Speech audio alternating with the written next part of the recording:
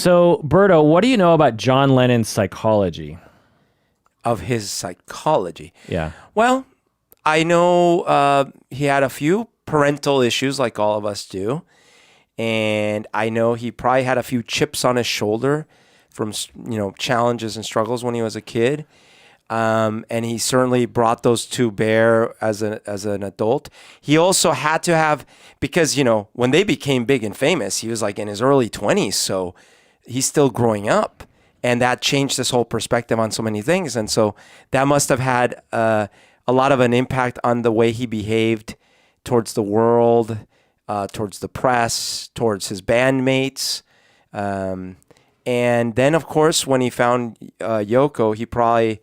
And when he went to the East, to India, that had a huge effect on him too, just like on all of them, really. But overall, I think the guy was going through this big, big journey that he's probably just coming out of by the time he got killed. Like, he was probably on the way to a normalized, kind of more mature plane of looking at the world and himself, and then he got shot. Yeah, I would say that's all true. So we're going to do a deep dive on John Lennon's psychology. I have a lot of notes, and so this might take a while. So strap in, people. Strap on in. I'm going to state right up front what I think what I'm going to conceptualize his personality, and then I'm going to justify it as we go. Okay. Now, of course, I can't diagnose him because I don't know him. I've never assessed him.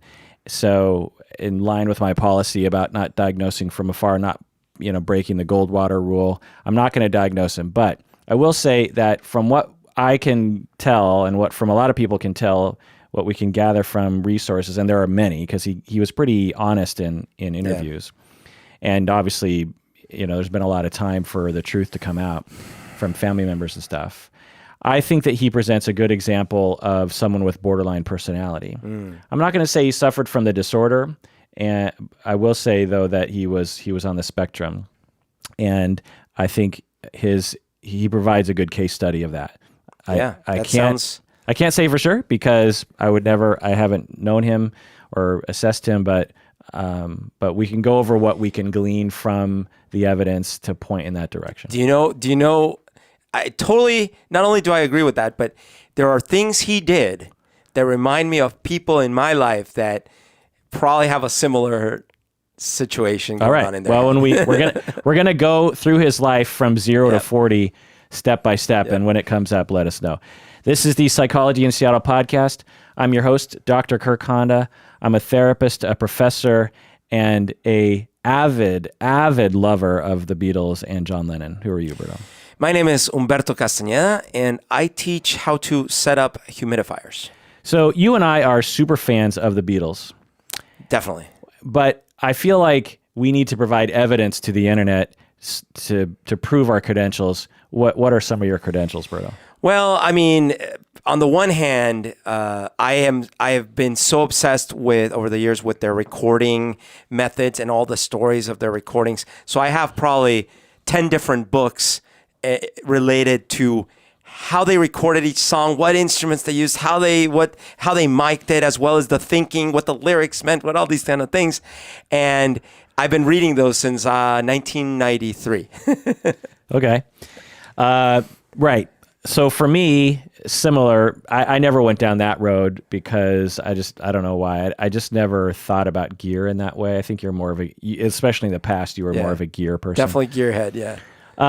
For me, they're my favorite band. I think they are the best band that ever lived or ever will live for all time, forever. I don't think you could ever have a better band than the Beatles. More influential, more culturally influential, more charming. I mean, late at night, I'll just watch YouTube videos of them just hanging out on a bus. Yeah. It's just they're just so goddamn charming. Yeah. They released records from late 1962 to 1969. That's like 7 or 8 years. Yep. And that they were and still are the best-selling band in history. And it's crazy. Like when you look at the schedule of their releases, they were together for less amount of time than we've been doing this podcast. Yes. And yet And yet, like album after album with like these powerhouse hits and like crazy, and not just hits, like changing what music was like. Right. Groundbreaking, experimental. Everyone copied them and still do. Best-selling band in history. They've sold, guess how many units worldwide they sold of all time? Of their CDs? Oh, everything. Records, tapes, everything. Okay, so, 50 million. 1 billion. A billion units. More than 1 billion units. Oh my God. That's insane. Because when you sell like 500,000, that's a gold record. Yeah. So platinum's 1 million. Right. So they have 1,000 platinum records. They have 2,000 gold records. That's crazy. They have the most #1 albums of all time, most #1 hits of all time. In high school, every inch of my bedroom wall was covered with Beatles stuff. I had posters, I had records, I had postcards, I had stickers, I had memorabilia. Yeah. There wasn't anything, and no one else was on the wall. There weren't any other bands. Wow. It was just the Beatles, just a shrine to the Beatles. I could go on and on, but just another couple data bullet points here. My favorite song of all time is Yesterday. When Paul sings it, and I've seen him live sing it more than once, I always cry. Even when I see tribute bands like Rain or the other tribute Beatles bands, whenever they always play Yesterday, and I always cry during that. It's a song that came out of nowhere. Yeah. And just so perfect. And when I was in London, I made a beeline for the home that he wrote this song in. It was at Asher, her home. You and I have performed a Beatles album from beginning to end live. You and I learned the harmonies and every song, Rubber Soul, from beginning to end. That takes dedication. Yeah. Whenever someone asks me what famous person I would like to hang out with, I always say Paul McCartney. Of course. or John Lennon. But it's usually Paul McCartney, but it's often John Lennon as well. I should point out, so for me, because you had Beatles in your life probably from the moment you were born, because probably your brothers had, your parents had, That's right. Yeah. My brother had 45s with like Yellow Submarine and all that kind of stuff. So my journey was a little different because my dad was not into the Beatles. And so the only quote unquote Beatles stuff I knew coming up was whatever they would play on the radio still, In Colombia? In Colombia. Until I remember distinctly one day I went to visit an older participant in my taekwondo class. And I was probably 11 at the time, and he was 17 or 18. And me and my dad went over because he was like my dad's, there was some familiar relation. And we went over, and the guy had every Beatles record and all these posters. Probably like your room, like it could have been you. And I just like, whoa. And then he starts playing songs, and I'm like, oh, I know that one. I've never heard this one. And it's just like this magical world opened up to me. And then my cousin, Diego, who was this amazing keyboardist, he started teaching me Let It Be on the piano and on the organ. And then that was it for me. And then he also had the blue and the red. Yeah. Those. So I would listen to those. And we took this trip, this car trip that was an 8-hour road trip. And we had a tape in the car, listening to it the whole way over and over and over. Yeah. It's all Beatles songs. Yeah. So that's when I really started deep diving. Yeah, for me, I grew up with the Beatles always on the radio, and my family would have records, I remember, and my friends would have records, and loved the Beatles a lot. But I didn't really, when you're a kid, you're not like an avid fan of anything usually. But when I became like 12 years old, I got the cassette that read, I think I got it from Safeway. I was in the line and I was like, oh, I want that Beatles album. And it's their best of songs from their early years. Yeah. And I brought that home and I listened to that album over and over and over again. And I would sit on my bed with my wooden tennis racket, and I would pretend that I was, in the Beatles, and I'd sing along. You probably had the same effect where even to this day, a lot of times when a song plays that's in one of those tapes, you still imagine the one that comes next in that tape. I don't actually, because pretty quickly after that, I started acquiring all the albums. And so to me, And so, well, the problem with me actually is that the next song is often the American version of the albums, you know what I mean? Which isn't the real, like some songs I associate with certain albums that actually aren't on that album. Sure. If you're a Beatles fan, you understand what I'm saying. Anyway, so let's get into John Lennon's life. Born October 9, 1940 in Liverpool, England. So his family said, I think particularly his mom, Julia, said that he was born during a German air raid from World War II. That's stressful. Right. But when they actually look at the historical record, that's not possible. Oh, okay. So right away, you see that his mom and his family have kind of an issue with the truth. Sure. Kind of an issue with narcissism or making things a little bit... Aggrandizing things. Yeah. He was named John Winston after Winston Churchill. Wow, I didn't know that. Which makes sense because at the time, 1940, Winston Churchill was the savior of... He's the man. Of Britain. His father, what do you know about his father? Do you know anything about him? No. Yeah, I didn't. So before doing this deep dive, I didn't know anything about his dad. Of course, I knew about Julia. I mean, the other thing is like, I read probably like, I don't know, 3 or 4 big biographies, but this was in 93 and 94. So I probably forgot almost everything. Right. So his father's name was Alf, and he looks exactly like John Lennon. And his father, so let's get into his father's life. So his father's father, so his father's name is Alf. So Alf's father died when Alf was very young. So Alf spent many years in an orphanage. I don't know where his mom was, but Alf spent many years in an orphanage, which is a massive attachment injury. Yeah. So if you are raised in such an environment, you tend to later in life have a hard time attaching to other people.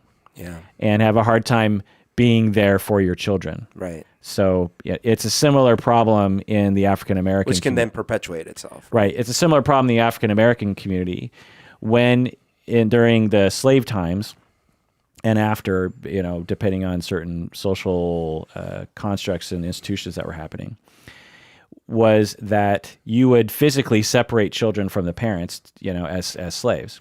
And so those kids grow up with a massive attachment injury. Yep. Then when slavery was made illegal, you now have all these people with massive attachment injuries. Yep. And they start having kids, and they have a harder time connecting to their kids because when they were 3, they were, basically just thrown around to different people. And you just rinse and repeat that over the years, and you live in a racist society and blah, blah, blah. Right. And stress also can lead to people having a harder time with their parenting. And you get situations today where in the African-American group of people, there's a much higher rate of parents not sticking around for their kids. Yep. And so... and then it's been exacerbated since the 70s and 80s with the mass incarceration of black males. Right, exactly. Yeah. And he's right. So if your dad was falsely imprisoned or unfairly imprisoned, you grow up feeling like, well, dads don't stick around. I'm not worth sticking around for. Right. I have to become kind of walled off from my attachment needs. Yeah. Then when I grow up and I have kids, it's harder to connect because you're just like, you just don't have the neurons literally to connect with other human beings in that way. Of course, there are many black people who aren't this way, but it is a phenomenon of attachment that I think is quite obvious to me. And with Alf, his dad, so John Lennon's grandfather died when Alf was young, and so this made Alf having some issues with attachment. Alf sang and played the banjo. And he he was sort of like a semi-professional. Oh, Alf, wow. John Lennon's father. He specialized in impersonating Louis Armstrong and Al Jolson. What? Which sort of creeps me out because it rings of blackface, because this would have been like in the 20s when he would have done this, or the 30s. Alf ran away from the orphanage as a child to join a traveling music show, and he was caught and severely punished. What? Alf's personality was happy-go-lucky, couldn't resist having a good time. He was sort of a class clown. He never held a job for very long, and he borrowed money from other people. He eventually became a merchant seaman, I think because it sort of lent itself to his lifestyle of not having sort of a steady job. And he was gone most of the time. And World War II required a lot of merchant seamen to be working a lot because there was a lot of jobs to be doing. And he actually tried to get a job in Liverpool as a singer and entertainer, but he didn't get the job. So he ended up leaving John and Julia. So that was massive abandonment for John. So John was very open about the fact that he was very hurt and angry at his father for never being there. Yeah. What do you know about his mother? Julia. I mean, he loved his mom, but it sounds like she was a little chaotic or something, like maybe not dependable in a sense. Have you seen Nowhere Boy? No. You got to see it. Is that about... You have a problem with watching Beatles movies. That's how I'm a better fan than you are. Like, you haven't seen Across the Universe. You're getting it backwards. I'm such a fan that no one will get it right. You haven't seen Two of Us. You haven't seen Nowhere Boy. But Across the Universe isn't about the Beatles, right? Have you seen Backbeat? Of course. Backbeat's the one movie I watched. But wait, Across the Universe is not... It's a musical. And it's not about the Beatles, but it has music from the Beatles. But Nowhere Boy is about John when he's in his teen years, and Julia is a big part of that movie. And I think that given the source material, they did pretty well with it. Yeah. So Julia Stanley, her personality was that she really liked to party, which was similar to Alf. So John Lennon's parents both liked to drink a lot and go out a lot, and were both promiscuous. And she didn't like being proper, and she loved black music from America. She loved Elvis. That makes sense. And again, quite what they quote unquote promiscuous, meaning that she liked to party and meet men and have sex and drink and everything like that. Promiscuous at the time. Yeah. Well, probably like the reason why I say quote unquote promiscuous is because promiscuous is a judgmental term. Yeah. And it's like, why do we have to judge people who like to have sex with randos? Like, there's something wrong with that. Anyway, John's early childhood, what do you know about it? So, before he's 4 years old. Before he's 4? Yeah. Oh, I don't think I know or remember much. So, father gone most of the time, which we already said. But, so looking into his life, I learned so much in this deep dive. It's like so interesting.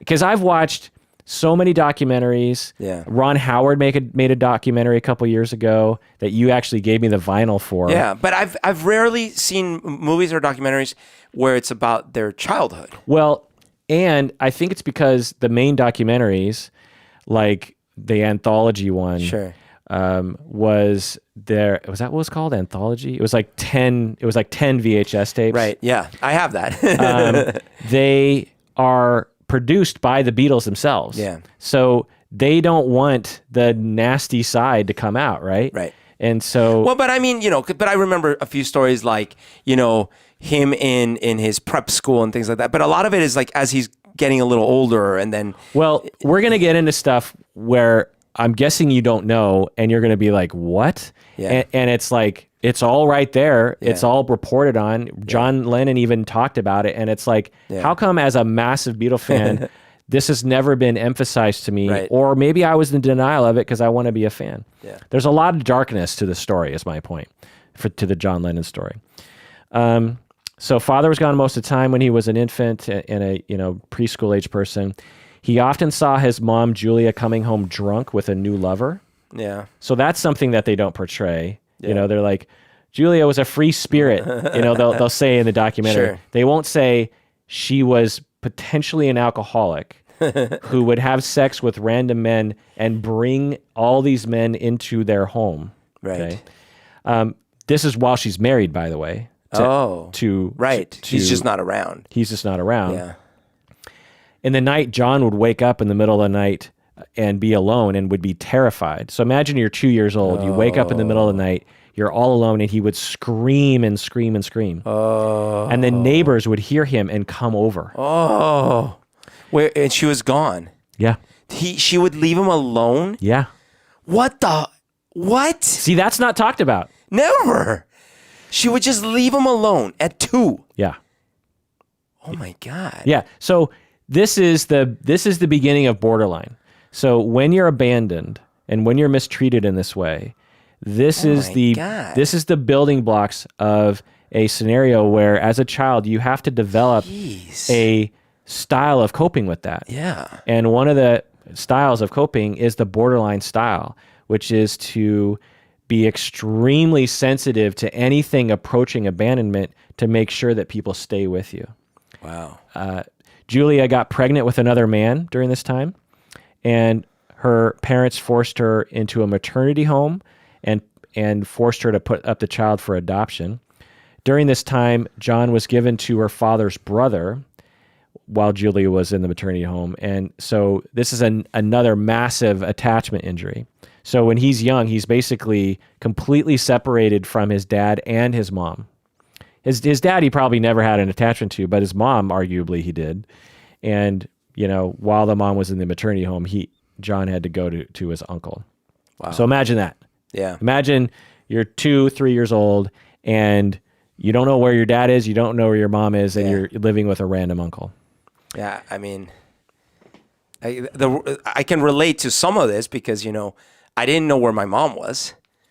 And I had to live, not with a random uncle, I had to live with my grandparents and my aunt for a year at 3, with my dad in Massachusetts and New York. Oh, so this happened to you.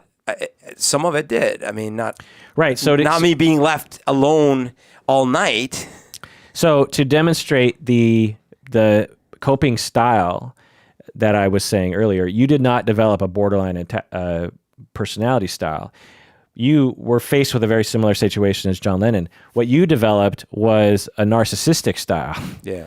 One in which you would say, well, I guess I don't really need people that much. Right. I'll just sort of, I'm okay on my own. Right. I'm very self-efficient.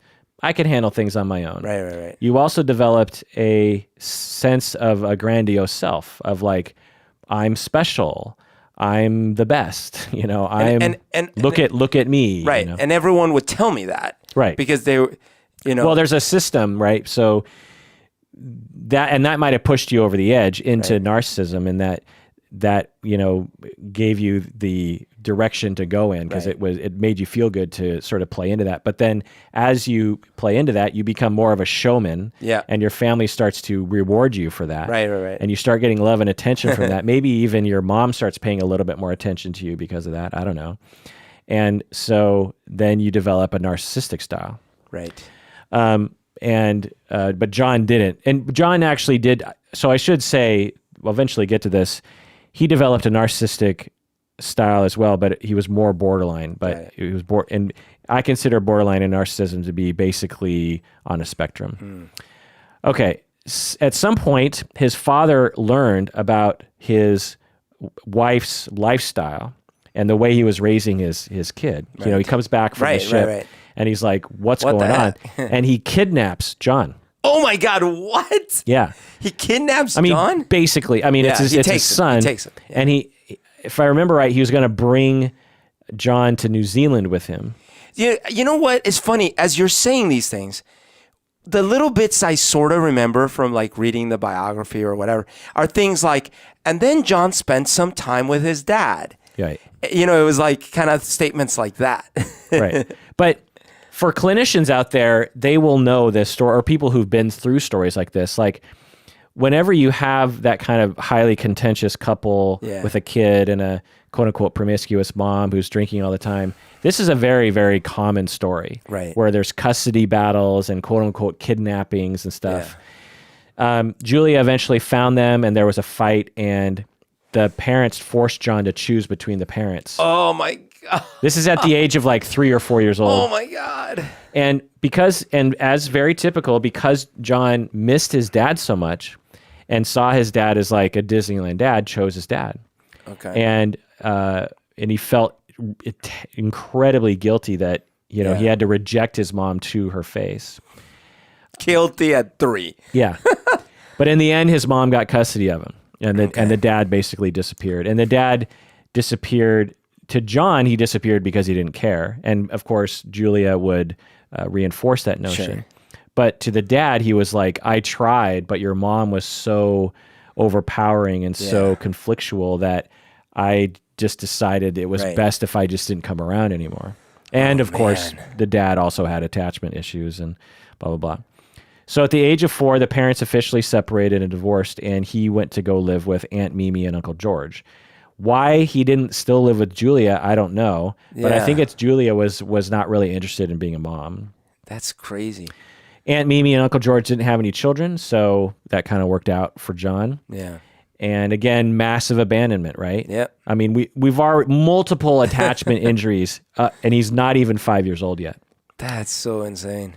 His relationship with Aunt Mimi, or Mimi, I don't know how you pronounce it, and George was supposedly good. Again, he's Mimi.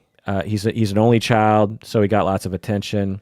Reportedly, he had a good relationship with his Uncle George, and from what I can tell, it was a good enough relationship with Aunt Mimi. Julia remarried. Did you know this?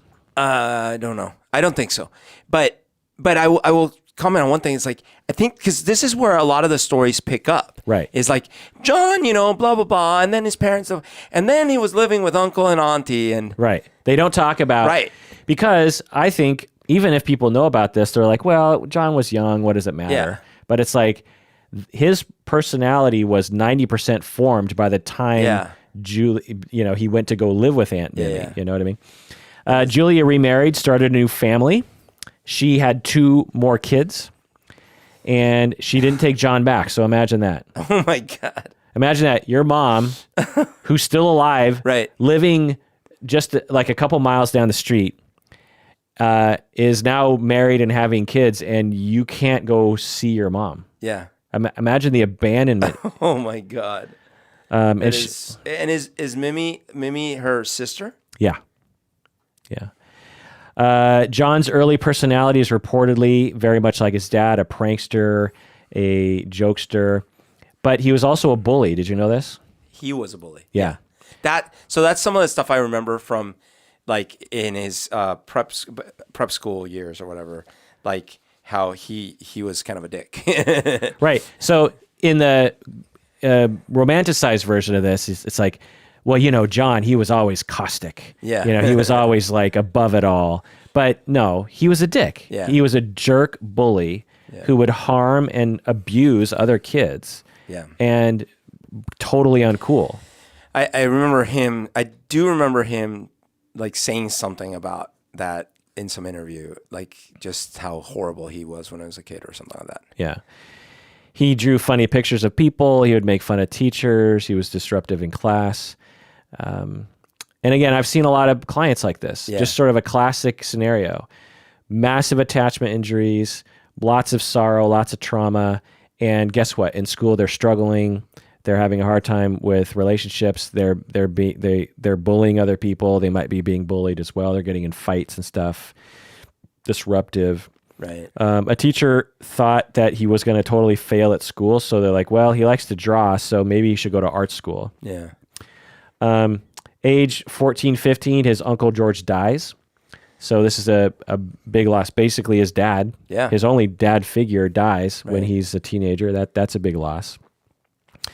Age 16, and so now we're getting into the Nowhere Boy movie. It's on Netflix, actually. You can watch it. Berto. What do you know about his teenage years?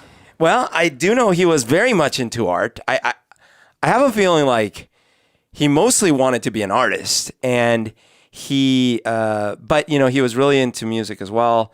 He was a total troublemaker, and if I remember right, like he didn't really want to stay in school. Like he just wanted to kind of do his own thing. Yeah. He started hanging out more with his mother at his mother's house because I think he was more mobile as an older teen, and they had a very companionate dynamic. She was more like a friend or a girlfriend. Didn't his mom buy him a guitar or something? Yeah. So his Aunt Mimi was not supportive of John's musician, right. Which makes sense. It's like, hey, kid, the chance of you making money is pretty slim. It's time that you get more serious about your studies. What do you think? You're going to be the Beatles? Yeah. It's so weird that she predicted that, Yeah.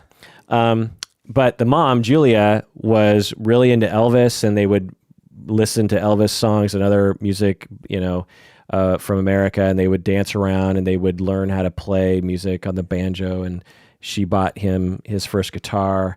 So to him, going to his mom's house was like this fun, playing music and stuff. Yeah. And this is perhaps where his personality starts to gel with his drive to make music. So again, imagine you're growing up, all you want is your love from your mother. Right. And it's constantly just over the horizon. And you're being rejected and you're hurt and you're in pain like over and over and over again. And then all of a sudden, you come into her life, you get a little bit more connection with her, and she's really into music because Alf, his father, also played music. Right. And she drank and would go out and listen to music and listen to jukeboxes and stuff.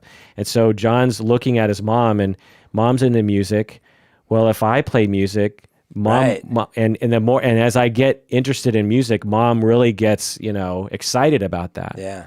And so this infuses music with getting the love love it. This is where the obsession comes in. Yeah, obsession and a little bit of narcissism comes in. Sure. Just like if I become a performer, I get a little bit more love and attachment that I've always wanted. That's interesting. He started a band, the Quarrymen, named after his school.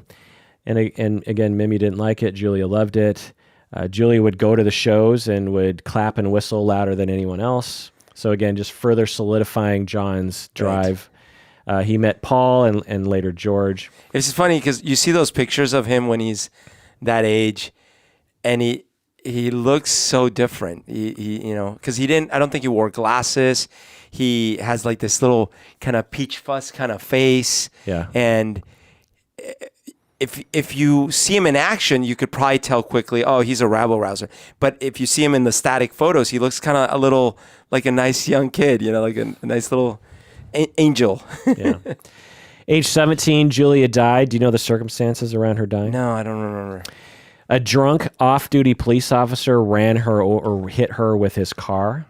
While she was walking? Yeah, she was walking across the street. Holy crap. A friend of hers was nearby and was walking the other way and heard a loud thud and turned around to see Julia's body flying through the air. Oh my God. Julia landed 100 feet from where she had been hit. Well, this is like slammed. Yeah.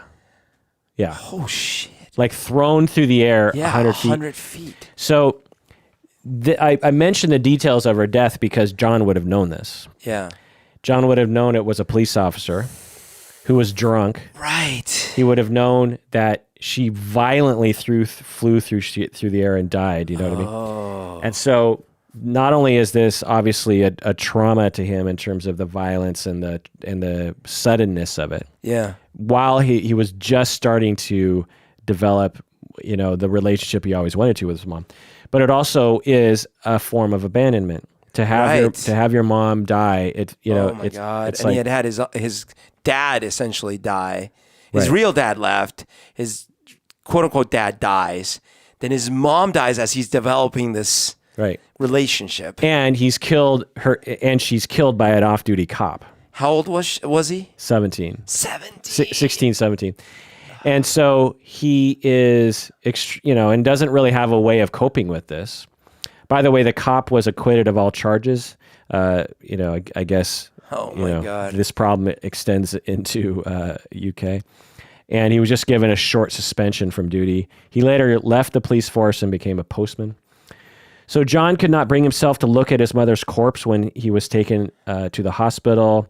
He was so distraught during the funeral that he put his head in his aunt's lap throughout the service. Oh my God! This is extremely traumatizing to him, just grief-stricken.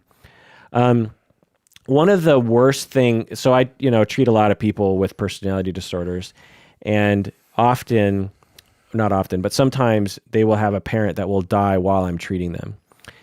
And it will be a parent who mistreated them when they were growing up. Mm. And I have witnessed that loss is much harder to cope with than if you actually had a good relationship with your parents. Wow. Which seems ironic, right? It seems like, well, if you hated your mom because she was a terrible mother to you and she dies, you'd be like, well, good riddance, that, she never loved me anyway. but it's actually the opposite, because the person never got what they deserved or wanted or needed from that parent. Yeah. And now it's permanently done. Now it's permanent. And so now it's really gone. Brutal. Like, you're really never going to get what you want. And it makes it much, much worse. So, so John went through that horribleness, and guess how he coped? He went to therapy and he talked about his feelings. No. Guess, or people reached out to him, and he became an even bigger, like, kind of. Right. He started he was extremely violent. Yeah. And he drank a lot. Oh, of course. Medicate, self-medicate, and lash out at the world. And he got closer to Paul McCartney, who also lost his mother. Of course. That would have been a total bonding point. Yeah. So let's get into the Paul-John dynamic, but let's take a break first. What do you say, Berto? Let's do it.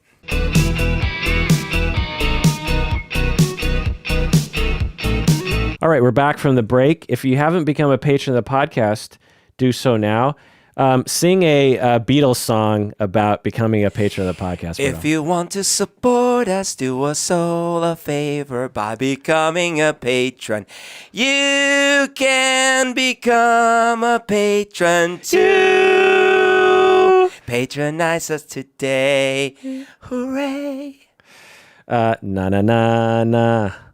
Hooray. Great. So become a patron of the podcast. When you do, you get access to a lot of secret, awesome stuff. Arguably, our best episodes are only available to patrons. And it's a way for us to know that you appreciate what we're doing.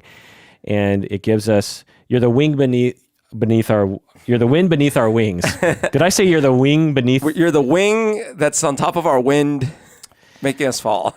I love my parents to death, but I have acquired their twisted tongue and their inability to say idioms. They both have a hard time with idioms. Better to have a rock in hand than a bushel in the foot. Yeah, exactly. Okay, so the Paul-John dynamic, what can you say about that?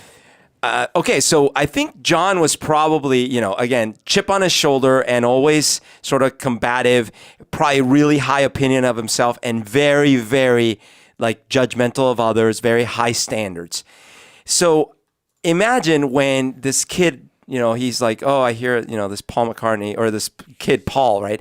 And he's like, well, can you play? But for the first time probably ever, he runs into someone who can like basically better than him and who knows so much about music in that context that he's like, okay, I guess I got to give you some sort of respect. Yeah. And then they start talking and they have things in common. They like the same kind of music. They're the same age basically. Well, actually that's actually not true.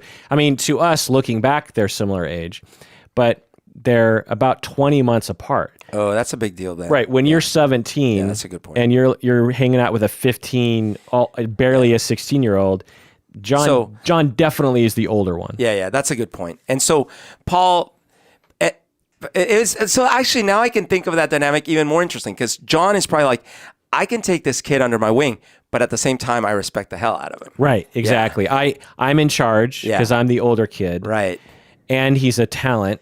And so it kind of balances out. John can still feel superior, but he also really wants what Paul has to offer. That's really good to point out because I always pictured John and Paul sort of the same age. Then there's the little George and there's the older Ringo. Ringo, I think, is the same age as John. He's a little older, but maybe just by a couple months. I think he's born the same year that John was born. I thought he was like a year older. 1940, yeah. Well, I always had it like backwards. George was 3 years younger. Yeah. 3 or 4 years younger than John.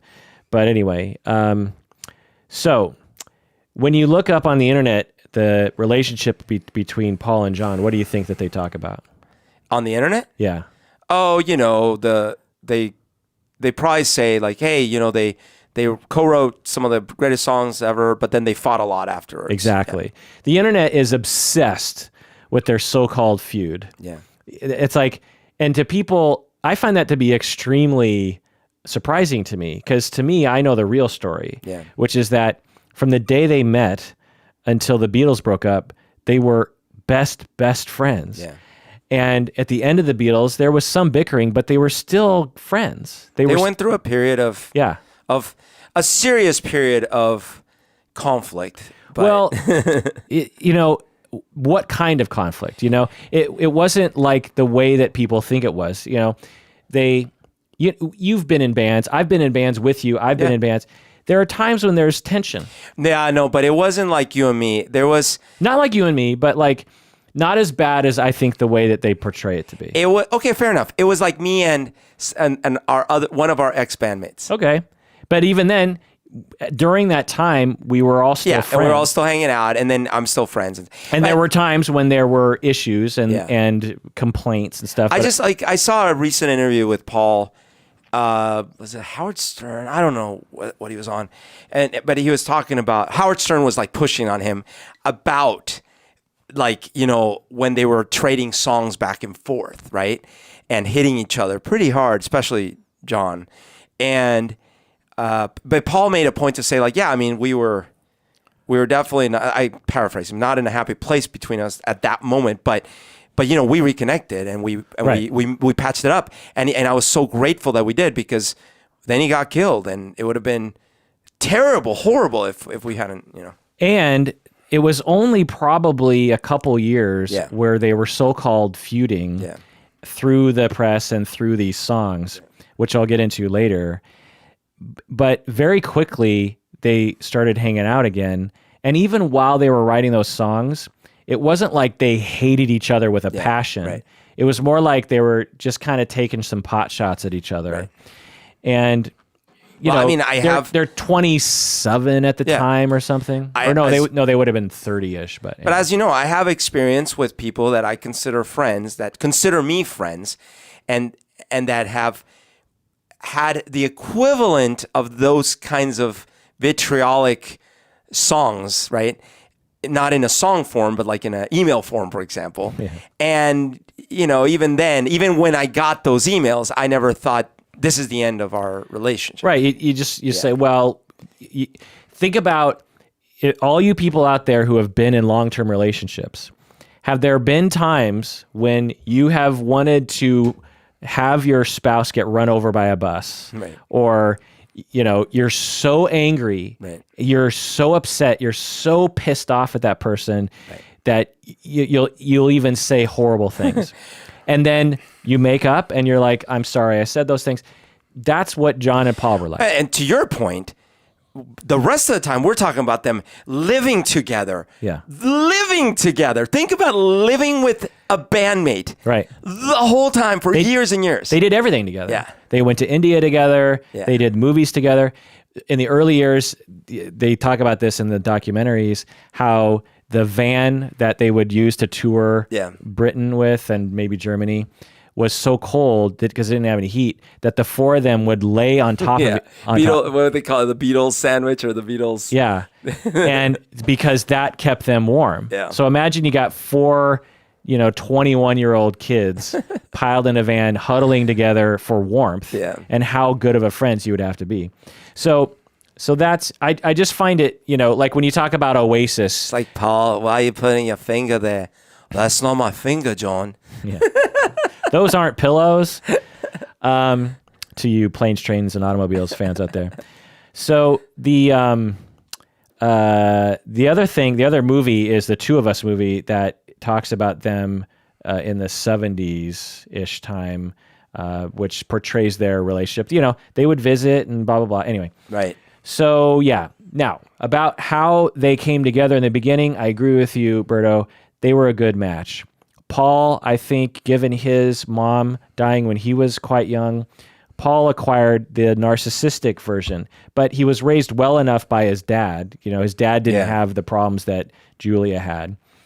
Paul McCartney had good enough attachment so that he didn't have to resort to a coping style that was too drastic, but he did adopt some narcissism. Yeah. As anyone who knows Paul McCartney, he comes across. Now, his problems weren't as bad as John Lennon's. No, he seems a lot more centered. Yeah.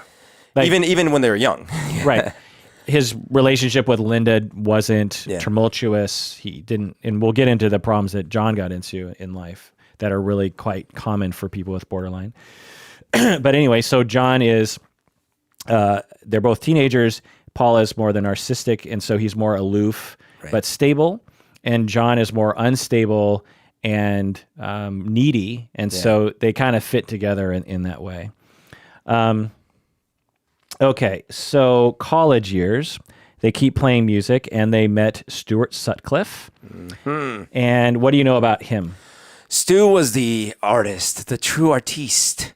I mean, they all sort of looked up to Stu's artistry, and he was very good looking, apparently. I mean, I've seen the pictures. He was a good looking guy. Yeah, he looked like James Dean. Yeah, wore his sunglasses a lot. They wanted him to be in the band, but he didn't really want to be in the band. And so like he would play bass, but he didn't really play bass very well. And mostly he wanted to be an artist. And John really kind of looked up to that, you know. He really respected that. Right. So Stuart Sutcliffe was more on the level of John. You know, Paul was younger and George is younger. And so Stuart came on the scene and was much more of an intellectual equal to John Lennon. You know, he was sort of tougher than Paul was. And so John really took to him, and they became best friends. And John was, as you say, enamored with him. Stuart Sutcliffe was super cool. And he was the rock star. Yeah, and there's evidence that John and Stuart might have had a sexual relationship as well. And in this way, we see that John starts to switch from Paul to Stuart in terms of his attachment. Yeah. So a theme for borderline people is that they will be, once they latch on to someone and they perceive that a relationship has the potential to be strong, they will forego all their other relationships because they're so worried about this one relationship not going well. So they pour all of their energy into one relationship because if they're worried if they diffuse their energies, no one will stick around. So Stu was the original Yoko. Well, Paul was, I think, Julia was the original. Yeah. And I'm guessing he also had some best friends in his youth prior to Stuart that are less famous that he did this to as well. But yeah, so Stuart Sutcliffe definitely. I see. So what you're saying is John, as a pattern, when he had a new kind of, okay, this is my new attachment. Right. He'd be like, everyone else, be gone. Right. And that one person becomes all good. Right. They become perfect. They become like the answer to his dreams. So Paul at first was perfect. Probably, yeah. And then they fought for the rest of their relationship. This is the time of the Backbeat movie that came out in 1994. That Astrid and they're developing their sound in Hamburg and all that kind of stuff and their look. Age 20, Pete Best joined the band. They start playing at the Liverpool's Cavern Club. Also a good-looking individual. Right. You know, he also had the look. Yeah. And also wasn't a very great musician. In fact, him and Stu were so like better looking because Paul had a nice a pretty face, but it was kind of a normal pretty face, right? But these guys looked kind of like the part, right? So they actually didn't fit. Like they didn't look like Beatles. Yeah. They started getting a following at this point, a local following in Liverpool. 1961, age 21, discovered by Brian Epstein at Liverpool's Cavern Club. They had an interesting relationship, John and Brian. What do you know about it? So actually, I got a graphic novel about Brian Epstein, which is really great. Can you? Do you still have these things? Yeah. Can you bring them over sometime? Oh, absolutely. Can you bring over the Sandman ones? Yeah. Because like I want to see if I would enjoy these. Sure. Things. I will bring a little care package for you next time. Okay. But so this one, it was actually a recent book they released. It's just the sort of the life of Brian Epstein, and it's really done artistically really well. And it doesn't just consider when he came into the Beatles' life. It starts before that, but obviously it ends while he was with the Beatles. Right. I know that Brian was a very, very smart, obviously a very astute individual because he didn't just like, oh, these guys have a following here. Like he saw way beyond. Like he was truly a visionary in that sense. Like he was like, I see really, really big things for you. He had they loved him. Like they had a really strong relationship. And I think he started having some, he started having some issues down the line where, it's probably like he was a little naive, like a little, not naive is not the right. He thought too good of people, maybe. Well, what do you think about their relationship? Oh, though? between him and John? I think there might have been a little bit of an attraction there. Like, I think Brian was probably really enamored physically, romantically of John. And so that was part of like one of the ingredients into his, I think he overall just, admired the hell out of John. And maybe it was a little parental, like an older brother sort of thing. Right. That's my take on it, is father, older brother kind of thing. And because now, of course, John and all the Beatles had a complicated, multifaceted relationship with Brian Epstein, but John, given his issues with authority and with parents, was not always very nice to Brian Epstein. Oh, I didn't realize that. Again, not talked about, but there were reports from, credible sources that John would bully Brian sometimes. Oh. Because again, John naturally doesn't like authority very much. Yeah. The cop that ran over his mom, his dad, all these people that have let him down, and he's like, screw those people. And so Brian Epstein, kind of a father figure, Brian Epstein was Jewish and gay, and John would call him a faggot, and he would make fun of him being Jewish. Oh. And there were multiple accounts of this Yikes. kind of stuff. Yeah. I mean, you could see it as perhaps a friend ribbing another friend. Yeah. But other people are like, no, John was abusive to Brian Epstein. And, Brian just took it. So that's another thing that they don't talk about. They don't talk, yeah. Okay. And John would, I think, later on sort of admit to some of this stuff. Oh. So again... that's not the picture I had. Right. Now, they also had a good relationship, and they also probably joked around. They also probably had a very caring relationship because they were together all the time, especially during the touring years of 63 to 66. But it wasn't all roses. 1962, Stuart Sutcliffe dies. This is another massive blow to John, and John reportedly cried for days. So yet another loss in the life of John Lennon. Yeah. Ringo came to the band, and they... by the way, sorry, that was a weird one too, because it was like a tumor, a brain tumor or something, like a head tumor. It was not an aneurysm. It could have been an aneurysm, but it's unknown what caused it, but the theory was that during the days that Stuart and John and the rest of the Beatles were in either Britain or Germany, they would get into a lot of fights because John would get drunk and get in fights, and Stuart got hit in the head really hard once, and then complications from that later led to him having some kind of... But it was so sudden, and he was so young. Right. It's like, what the heck? Ringo came to the band, and they recorded Love Me Do, and it hit the charts, and the rest is a fast rise to becoming the most popular band of all time. As I said, best-selling band in history, over 1 billion units sold. Guess how many hits in 1964 they had? Top 40 hits. Oh, top 40. Not even we're talking 1 year. 1 year. 1 year. 64. On the charts, they must have had probably 10 songs. 12. 12 songs. 12 songs in the top 40. No, 12 songs at one time. Oh my God. You're right. The difference. So at one time. Top 40 songs, 1964. 12 songs. 12 songs. So, Can you imagine, you're in a band and you're like, hey, guess what? We broke the top 40. No, it's, hey, guess what? 12 of our songs are in the top 40. John Lennon actually accidentally got his girlfriend pregnant. It's unknown if that was the only woman he was seeing at the time. Sure. Cynthia Powell. So he proposed to... Is this Julian?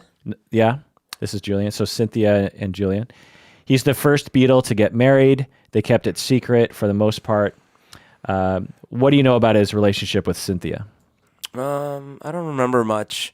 I just know that what I do remember is that like he started growing apart, and it wasn't like conflictive, I don't think, but it just like he started distancing himself. Interesting. So yeah, that's sort of the narrative that they'll give is like he was on the road all the time and maybe he wasn't really in love with her to begin with, blah, blah, blah. And all that is true. But also he was physically abusive to her. Well, he did admit that in the songs, right? Right. Which we'll get into later. I used to be mad at my woman. I beat her and kept her away from the things that she loved. So yeah, he was a classic domestic violence perpetrator. Wow. He would get jealous. He was controlling. Yeah. He would beat her to control her. He would beat her so he is, borderline and narcissistic. So she could incur his wrath if she were to give any hint that she was going to move away from him, even though he neglected her all the time. Right. And if she didn't stroke his narcissism, then she could also get beat. Oh my God. So not all borderline narcissistic people are domestically violent, but if you're of a certain beyond a certain threshold of borderline and or narcissism, you are going to mistreat your spouses. Because your spouses are going to trigger your traumas and are going to make you feel so much in pain that you're going to resort to things that you wouldn't do normalized to prevent that person from hurting you in the future, even though they didn't really hurt you. It just touched on a trigger for you, but you don't know that because you have a personality disorder. Right. Oh my God. And Horrible. he was paranoid that she was cheating on him, even though he was probably cheating on her the whole time. Yeah. So it's really awful to think about. Like, again, I've seen, I'm 47 years old. I've probably been a super fan since I was 15 years old. And I never knew he beat Cynthia. They don't talk about that in the documentaries. Yep. It's pretty awful. That's horrible. Julian is born, named after... Julian Assange? Julia. Oh, duh. Right. I'm glad you didn't draw that connection because... I didn't draw that connection. It never occurred to me, but that makes total sense. That makes sense. It's so funny. I have a real disconnect when it comes to like names that are one sex versus the other and that they're related. Like this has happened to me many times where I'm like, oh, that's the masculine version of that name, or that's the feminine version. Yeah. I think I'm similar. What's the feminine version of Humberto? Humberta. I don't know. There isn't really. How do you feel about Beto O'Rourke? Right. Well, what's funny is since I was called Beto a lot, every time I saw like vote for Beto, I'm like, am I running? What's going on? Yeah, he did a great campaign. He did amazing things. Is he Hispanic at all? He must have some Hispanic in there, but O'Rourke is not a Hispanic last name. Oh yeah. So to Julian, John would say, and because he's still alive and giving interviews and stuff, that. So what's your knowledge of Julian's relationship with John? Yeah, I mean, I guess so. There was Julian and Sean, right? Yeah. So I always had this impression like Julian saw less of his father than Sean. That's true. And so therefore, but I always, and again, this is my 80s understanding of all this, is I always thought of Julian as like looking up to his father and wanting to be like his father. Okay. And I'm only basing this on the fact that he looked like him, had long hair, and played a song that sounded like a song that John might have written or something. Yeah. Yeah, again, in the documentaries, they kind of glance over this, but they don't go into what really the details of it. Yeah.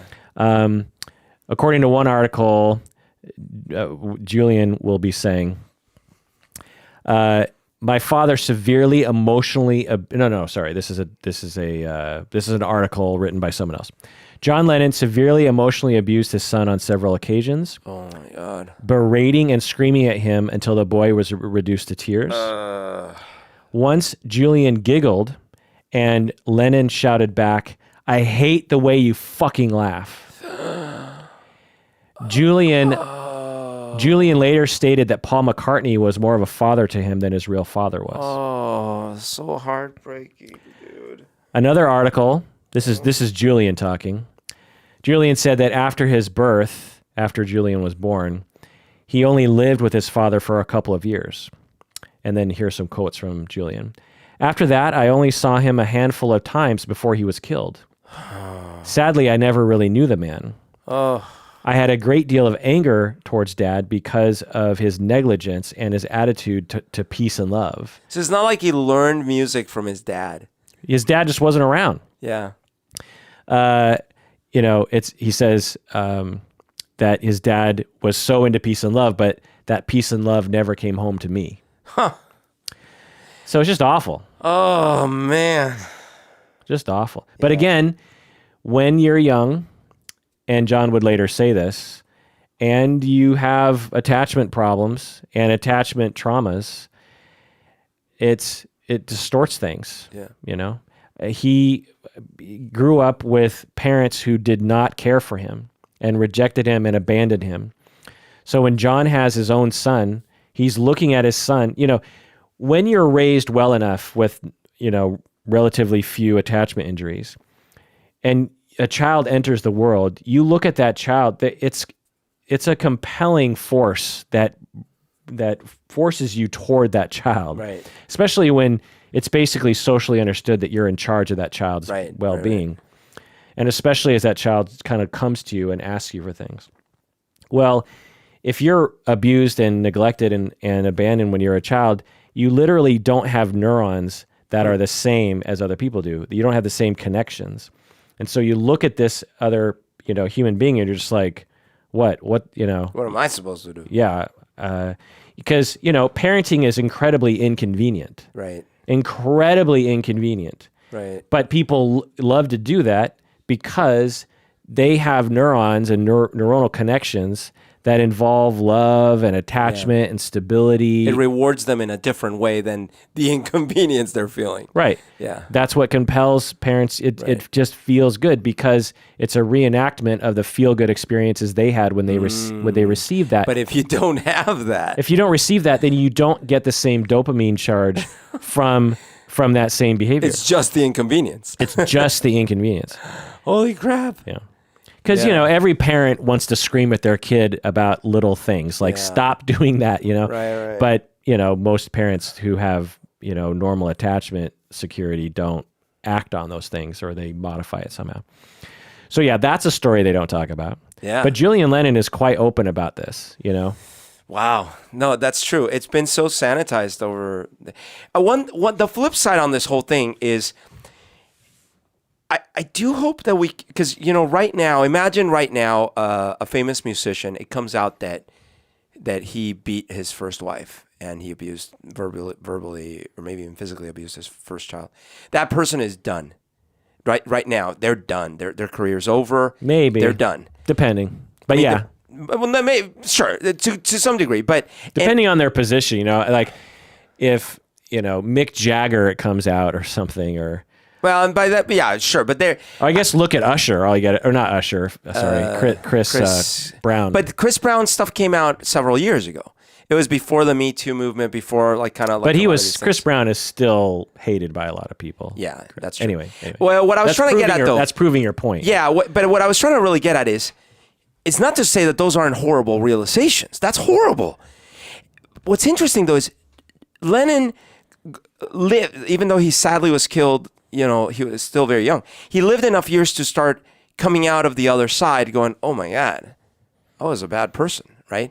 And what's interesting is we're not building sort of a model in society where people can learn and overcome their own abuse that they suffered, and therefore the abuse they're inflicting is because they never overcame their abuse. Well, I don't know. I think that obviously, we're not doing enough, but there are examples like Jay-Z actually, when this is not the same thing, but it's similar. In his early years, he would rap about misogynistic, things and call, women bitches and lots of really horrible things. His videos would be objectifying. And he would give interviews about hey, this is how, it's just how guys are. It's how this, that's how we are in the streets, fuck you. This is how we are. And he would, rap about violence and killings and stuff. And I listened to him, I think he was on Fresh Air with Terry Gross, just a couple of years ago. And Terry Gross asks him about this because it's a very NPR or public radio thing to do, to ask a rapper about. It's like you got to ask that question because that's what their listeners want to know. And I actually was curious of the answer, and I was expecting Jay-Z to be like, well, it's the streets. I was just speaking from my experience, because that's what they always say. This is my world. Get away from me, white person interviewing me. You don't know my world. This is my world. But what he said was something completely different from that. What he said was, well, when I was young, me and all the guys I hung out with, we were incredibly insecure.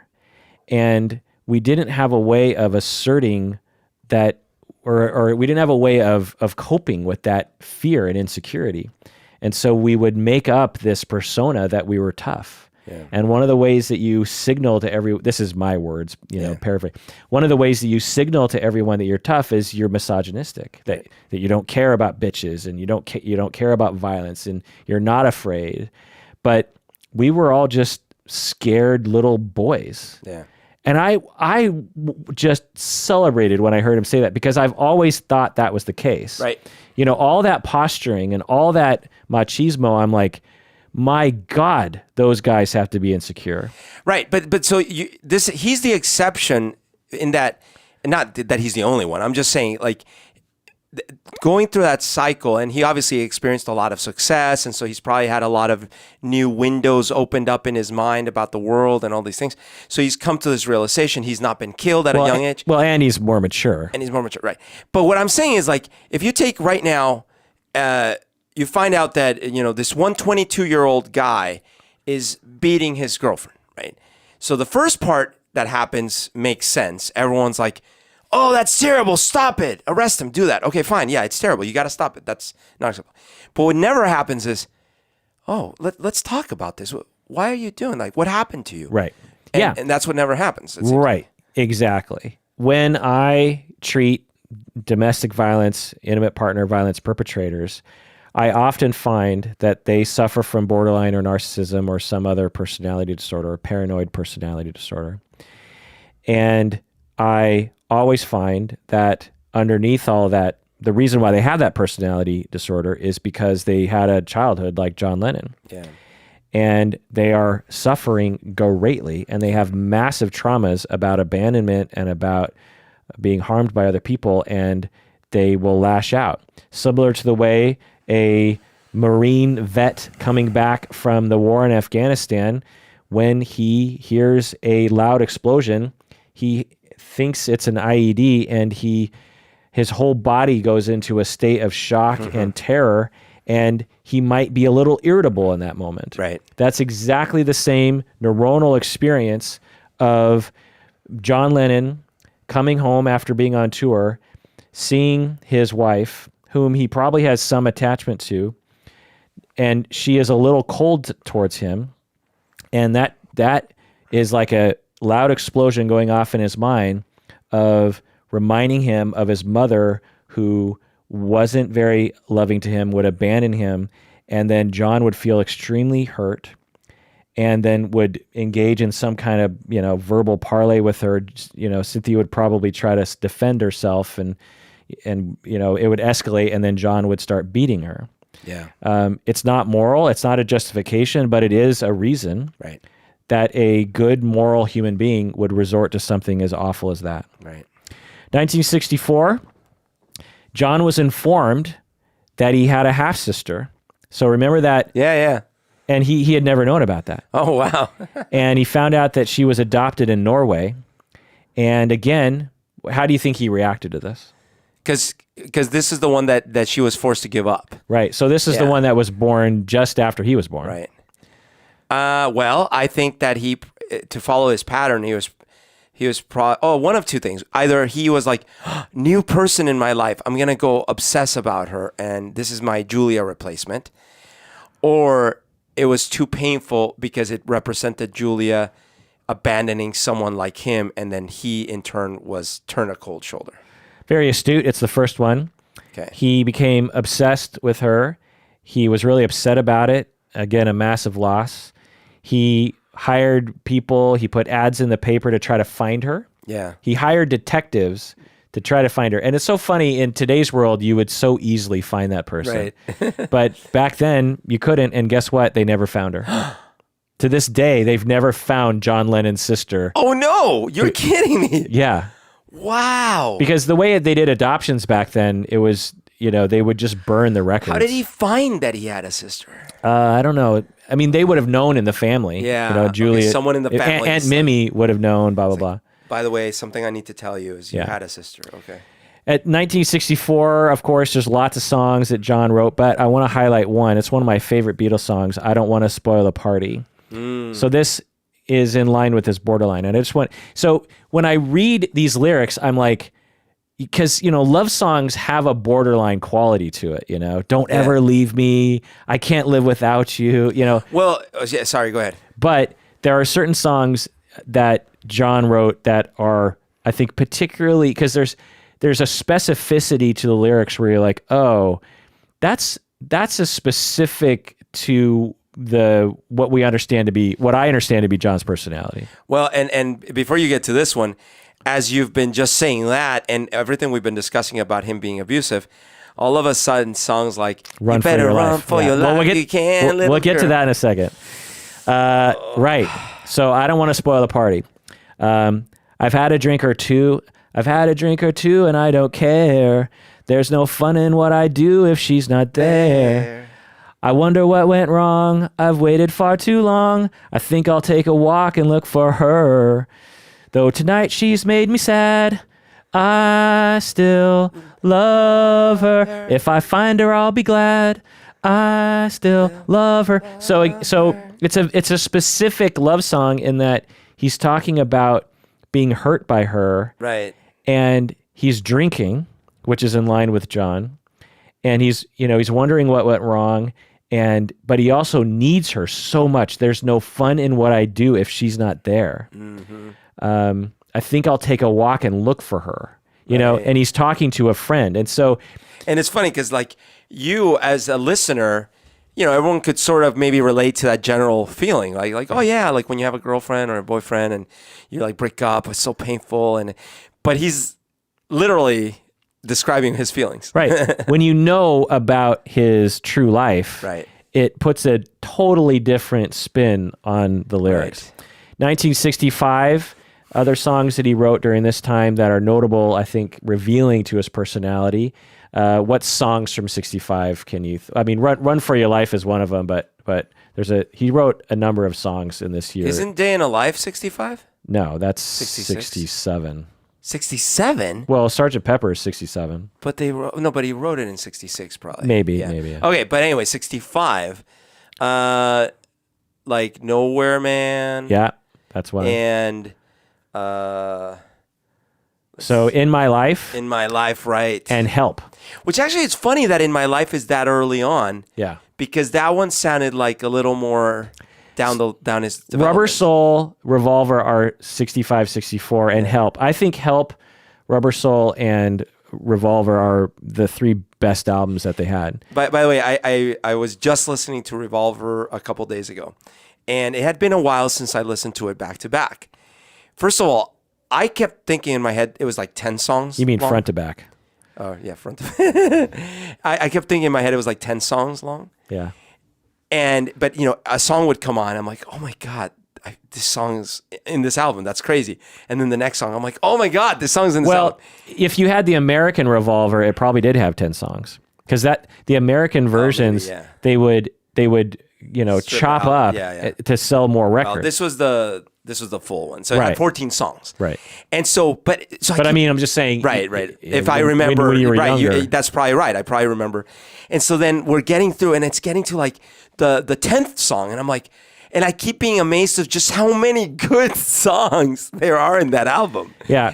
So the song Help, when I was younger, so much younger than today, I never needed anybody's help in any way. Right. So this is the narcissistic mantra.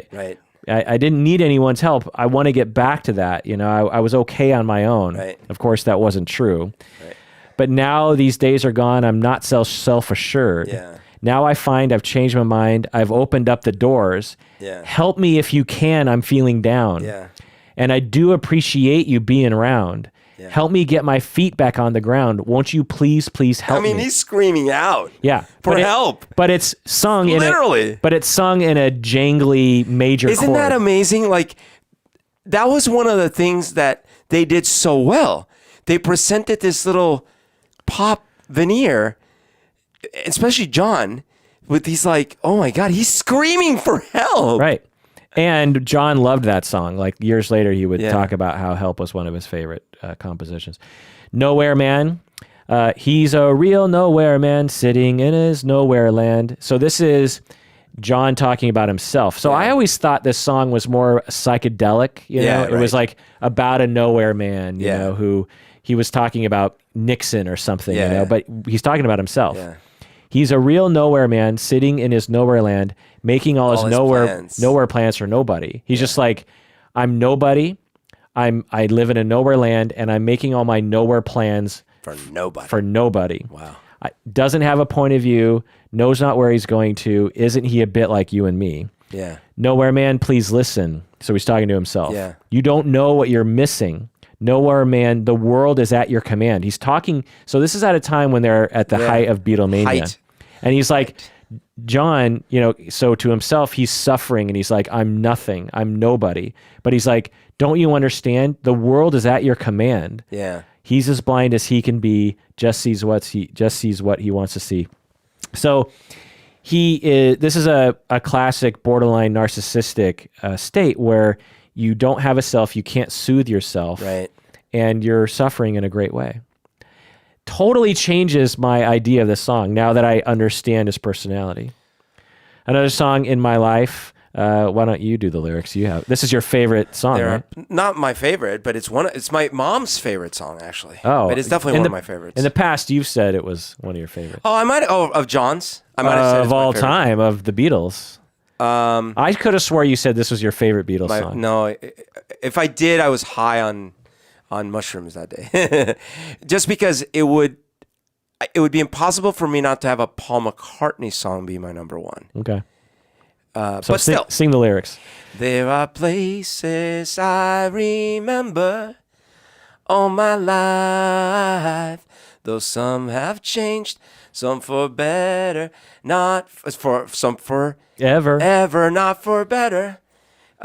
Some have gone and some remain. All these places had their moments with lovers and things. Friends I still can recall. Some are dead and some are living. In my life, I love them all. Right. So in this song, he is talking about Julia. He's talking about his uncle. He's talking about Stuart. And it's just interesting, again, to think about how important relationships were to him. Yeah. You know, the stereotype is that Paul is the sentimental one and John is not. Right. But when you really look closer at it, John was much more sentimental. Oh yeah, Paul's songs are very detached actually. Yeah. Like even his sentimental songs, you could say, oh, but Yesterday is sort of now look, I love Paul McCartney. Yeah. But when you look at his lyrics are what someone who doesn't fully understand those sentiments would expect those sentiments to be. Well, I'm not going to go that far. I'm going to go that far. I'm just going to say that Paul, because he was raised well enough, but had a narcissistic streak, wasn't as vulnerable as John was. So when you compare Yesterday to Norwegian Wood or to Hey, You've Got to Hide Your Love Away. So in fact, that's probably a better comparison. Yesterday, You've Got to Hide Your Love Away. I think they were written in the same year. You've Got to Hide Your Love Away is so much more vulnerable. Yep. You know, here I stand head in hand, turn my face to the wall. Yep. Like, that is sad. I mean, so... And can't come from any other place than reality. Absolutely. A song like Yesterday, you could see how someone would just, you know, write that song and it would be, okay, that I guess that encapsulates an experience I might have had. But here I stand head in hand, turn my face to the wall, you know, feeling 2 foot small. That comes from a place, obviously, that John was feeling at the time. Right. So like certainly later and especially in Paul's solo career, Paul grew and evolved and got a lot more personal and things like In that. fact, one of the best examples of this was a song that Paul wrote about John after he died, Right. which I'm trying to remember the tune of it. There art there, what is attitude as you were here today. Here today, like it's a beautiful song and very heartfelt and like so he vulnerably sung and blah, absolutely. blah, blah. So he of course grew. What I mean is like, and this actually, when I was younger, me and my friend Shun, we would get in debates about the Beatles, and he loved John a lot more than he loved Paul. I loved Paul a lot more than I loved John, and it actually made sense with our personalities because I had a similar kind of happy-go-lucky. So if I'm going to write a song about love, it's going to be about like some idealized version of love, not about true pain or true like. Well, right? and more broadly, your personalities are more of the templates of John and Paul. Absolutely. Now, as I grew older, by the time you and I were doing music, I actually was starting to write a lot more about sort of real feelings, but still a mix of like idealized and some of my feelings, right? And then as I wrote my set of songs I wrote with Plastic Polly, a lot more real stuff came out. Certainly the piano songs I've written, that's as real as it gets. Yeah. But when's that? Never. When I look at Paul's... Would you? I did a recent deep dive on perfectionism. Yeah. Would you? So to those people out there, we've talked about this before. Berto has spent thousands upon thousands of dollars and years of his life flying down to LA and recording with a session band and producers and everything. Just, I believe, 10 songs, right, on piano, which I'm guessing are amazing tracks, even without any production. And you have yet to release them to anyone to listen. Well, part of the problem is there's a logistic problem in that they're not mixed. There's but again, who cares? Yeah. Even if they're not mixed well, like you can mix them. Sure. I can mix them. Sure. You and I have mixed. We've mastered. Yeah. We're not amazing, but we're probably like 95% as good as someone else could be. And is that a perfectionistic thing? Like, are you worried that it's not going to be perfect? Are you?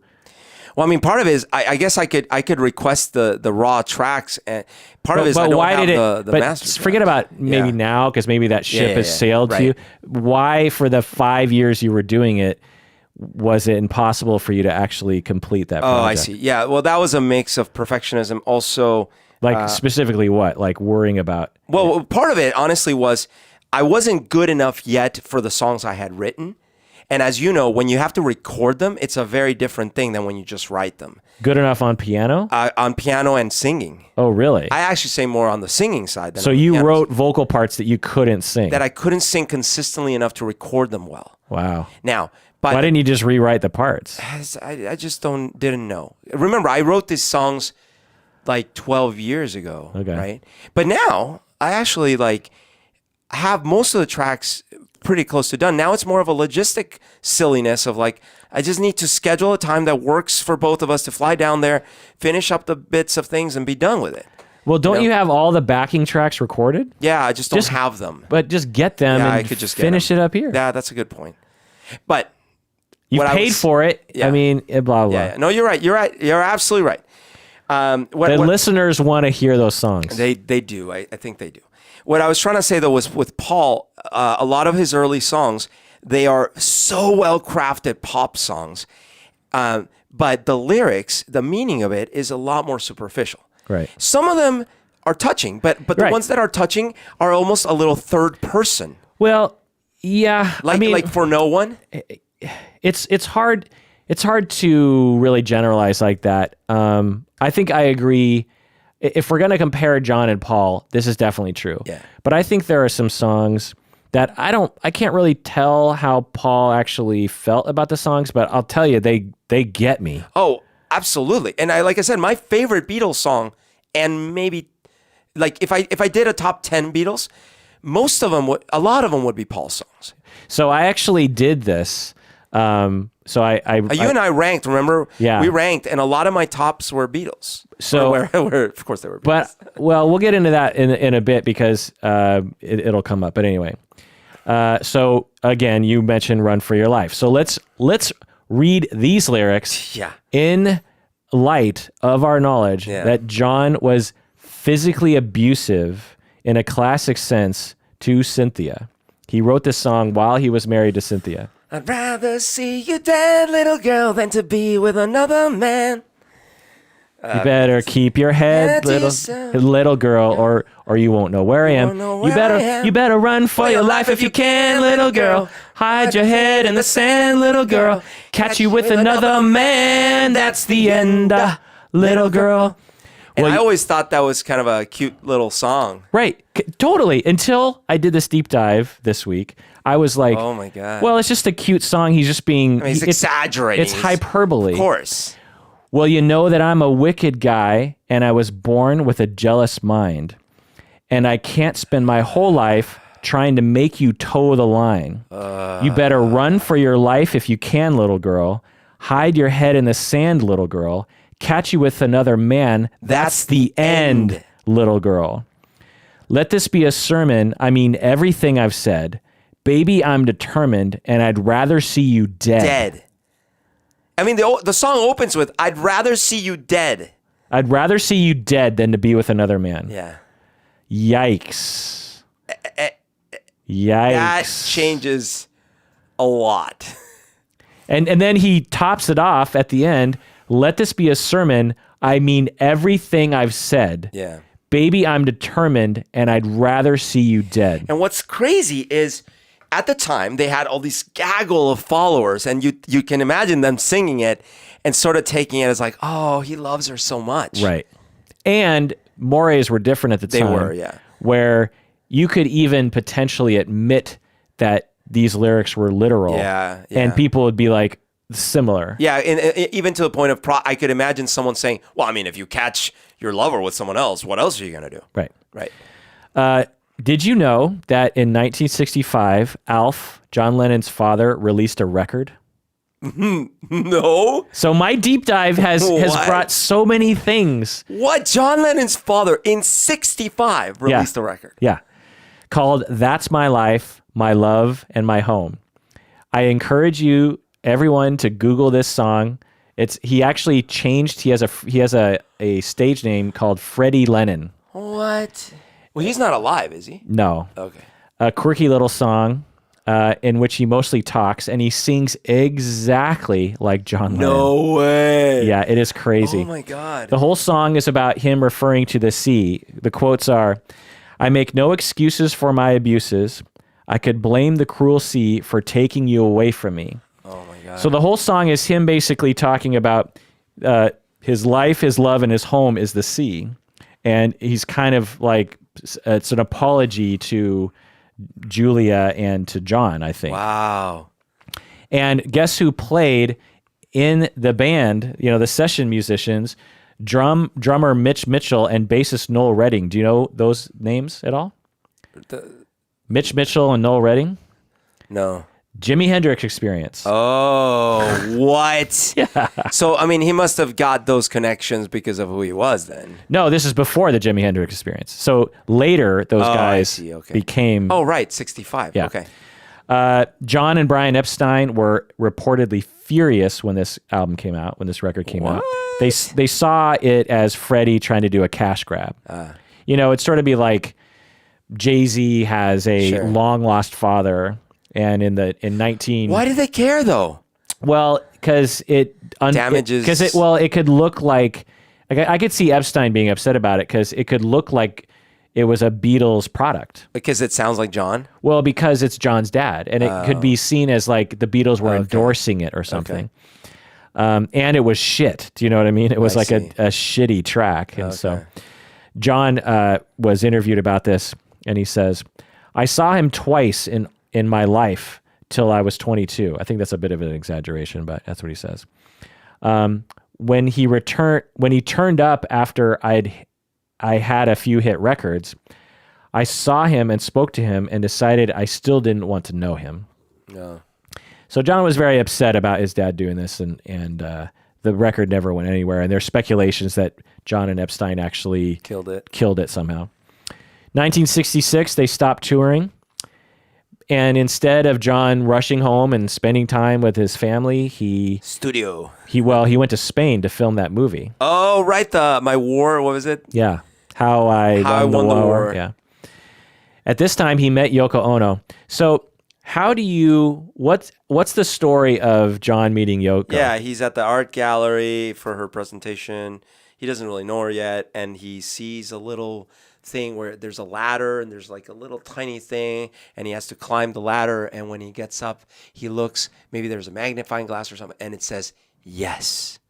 And if it had been no, I wouldn't have been interested, but it was yes. So... all bullshit. Really? So that might have happened. Yeah. But Yoko Ono was a groupie for the Beatles. What? She was one of the Apple, what they call them, the Apple women, or I can't remember what they call them. Really? Yeah. She was one of those women who would wait outside Apple Studios to try to get an autograph or get a kiss. And it was reported that she once forced herself into John Lennon's limo between him and his wife. What? Yeah. Oh my God. So Yoko was, one of those crazed groupies. Yeah. Who had met John several times, like as a groupie. And John, wait, was she groupie number 9? Yeah. And so the romantic story that she was just happening, to have an art show that John happened to be at. Yeah. And then he fell in love with her is, I guess partially true. Yeah. But they always leave out the fact that she was one of the groupies who would hang outside. Yeah, no. I mean, it's completely misrepresented because I actually assumed the assumptions when you hear that story are John and her didn't know each other at all. Right. He's just at an art show that she's already sort of like this artist. And so they're almost on not equal footing, but they're both artists. Right. And then he goes and sees this and he's like, wow, this is a person and blah, blah, blah. Whereas instead, this paints a very different picture. Instead, John is dating or having an affair with a groupie, essentially. Yeah. And a very intrusive groupie. So at this time, he starts using a lot of substances in addition to alcohol, opiates, heroin, pot, LSD. This is a very common thing for people with personality disorders, particularly men. They self-medicate, as we've been talking about, to deal with the psychic pain. Just because he's famous doesn't take away his attachment injuries, doesn't take away the intense psychological pain that he's going through all the time. In fact, it could exacerbate things. Right. all the incursions on his attachments, all the triggers that he's going. He's sleeping a lot, and he was probably depressed too. And sleeping a lot, is that a symptom as well? Yeah. If you're, 1, depressed, you sleep a lot. 2, opiates, you fall asleep a lot. One of the big reasons why heroin and opiates are a big problem in America today is because opiates and heroin will absolutely take away. So John Lennon has a very common backstory. Yeah. I mean, you have a story that's similar to this. There is very little that will ameliorate that pain for people. Therapy could take 20 years to get rid of that pain. There's no SSRI. There's nothing that will take it away. But what does take it away is heroin and opiates, Percocet, OxyContin.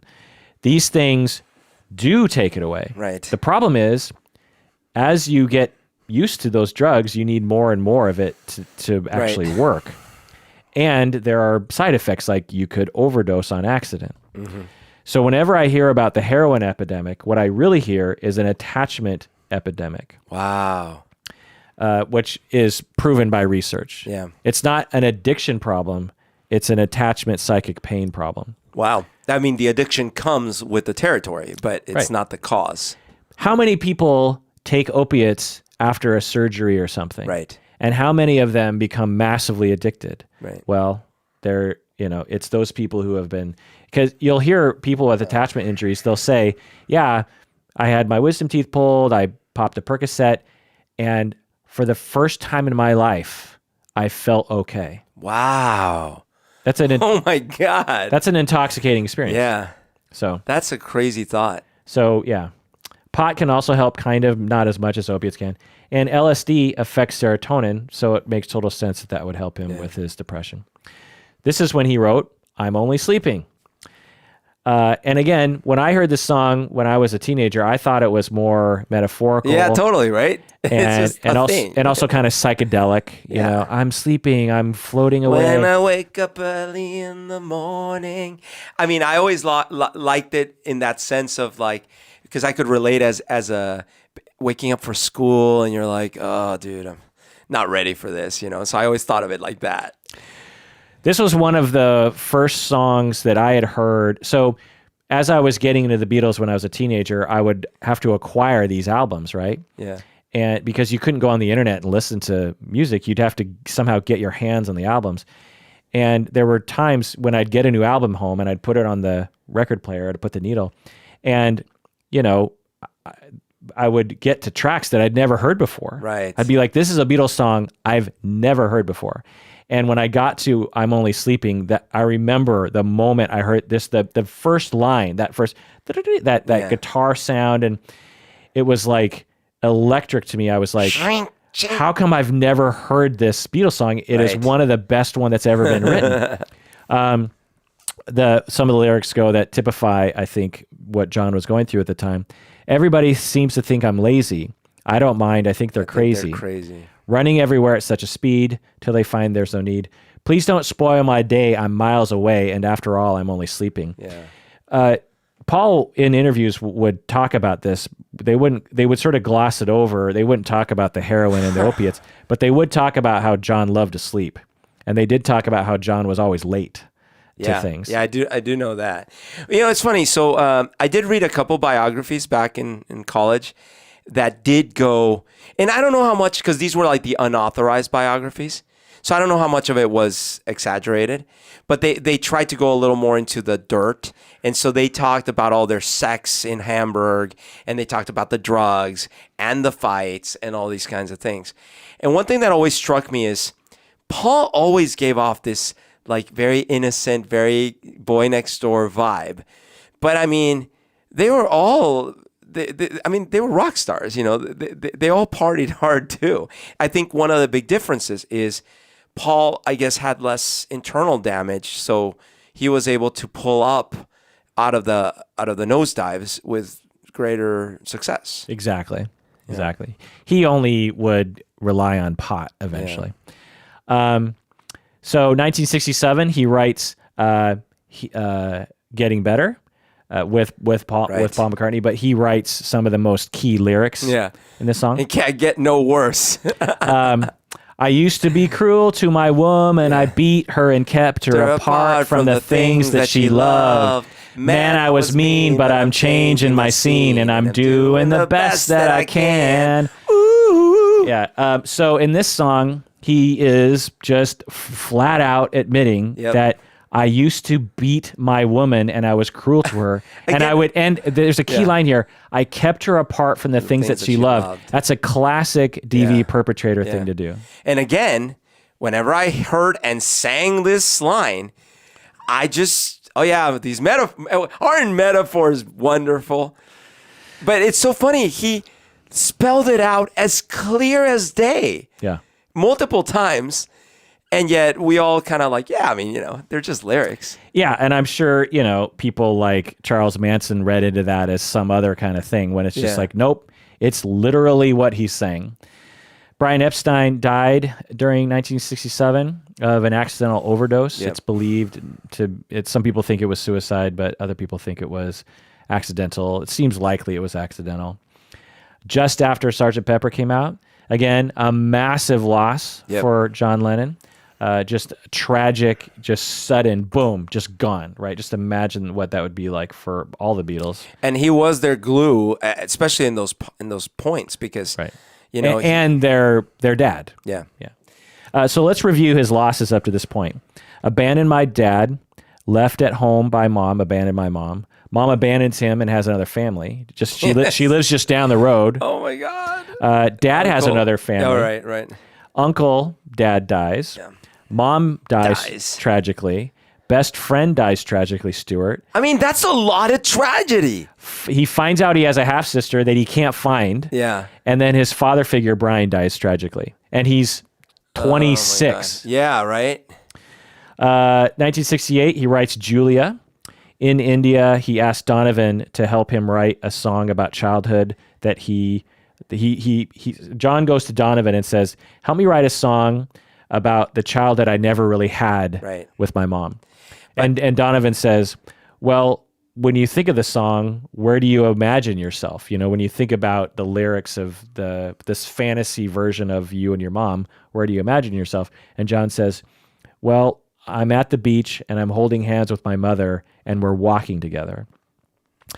Isn't that very sweet? That is very beautiful. It's the only track to only have John on it. Of course, Paul did many songs on his own, even going back to Yesterday. But this is the only song Beatles ever did that John just didn't have any of the other Beatles on it. But by the way, I just watched a video on YouTube with Donovan talking about when they were in India. And so, you know, he was a really good guitarist and had this finger picking down. And John was like, how'd you do that, mate? Right?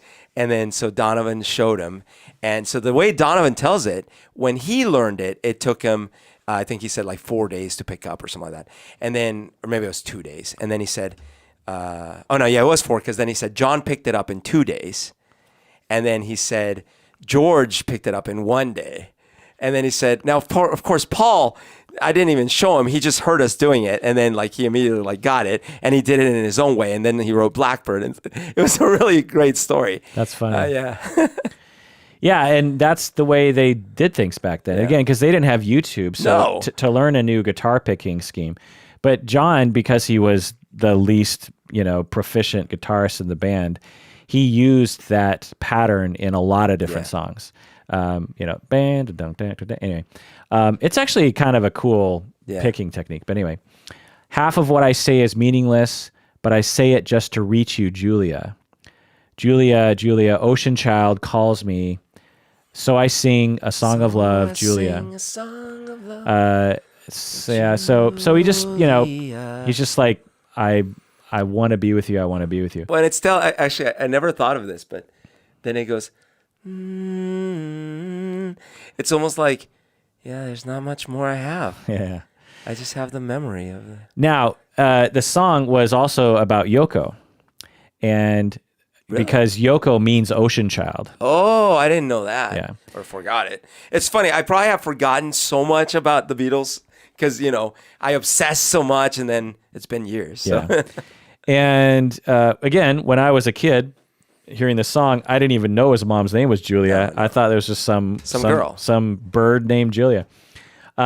Interesting, though, that so Julia was, Yoko was 7 to 8 years older than John. Did you know that? I knew she was older. I didn't know she was that much older. And would eventually call Yoko mother. Oh, by the way, which wasn't that unusual back then. People make fun of Mike Pence for calling his wife mother, but in the olden days, like I think even my parents would do this. They would call each other mom and dad. Do you know what I mean? To their face. Oh, well, okay, but I could see it as in like. Because it's the mom of the house. It's like, oh, mom, would you? Yeah, I could see that. Right. But like sometimes I call my mom Bachan, which is Japanese for grandma, but it's like, she's not my grandma, and she's my mom, Anyway, but that's what everyone calls her because that's what the kids call her. Anyway. Bachan. Okay. So anyway, we'll get into more of that later, but the Yoko mother thing, kind of comes out in Julia a little bit. He wrote Jealous Guy. Right. Jealous guy now also has more significance too. Right. It's not just like, I'm a jealous guy. Everyone's a little jealous from time to time. So this is kind of him maturing. So this isn't run for your life if you can. This is, so I was dreaming of the past and my heart was beating fast. So originally hearing that line, I was like, oh, he's in love. But really, he's probably terrified of what he's done to some of these people. I began to lose control. I didn't mean to hurt you. I'm sorry that I made you cry. Yeah. I didn't want to hurt you. I'm just a jealous guy. By the way, Jealous Guy is quite possibly my favorite, but definitely top 3 John Lennon songs. Yeah. I was feeling insecure. You might not love me anymore. I was shivering inside. So again, if you're just listening, it's like, oh, it's a metaphor. It's a love song. He probably literally was feeling so insecure and he was so paranoid that Yoko or Cynthia wasn't going to love him anymore that he was probably literally shivering on the inside.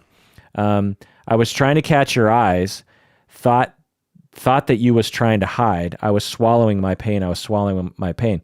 So this is referring, I assume, he's at a public event and Yoko is across the room or something, and he's trying to catch her eye like, hey, you're making me jealous right now. You're talking to some man. And I thought you were trying to hide yourself from me.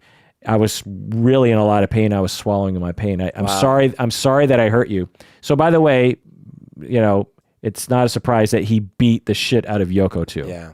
I imagined that after what you said. Right. So by now, in 1968, he's massively addicted to heroin, something they also gloss over. So I didn't know that. I didn't know he had a heroin addiction. Oh, yeah, massive I problem. always imagined it was like, a little LSD, right? Little pot here. No. Little hashish. Big problem with heroin. And it was hard to maintain. Holy crap. And his songwriting gets worse. So here's where I went through every Beatles song that I love. Yeah. And I got like top 35 or something. And so I made a spreadsheet.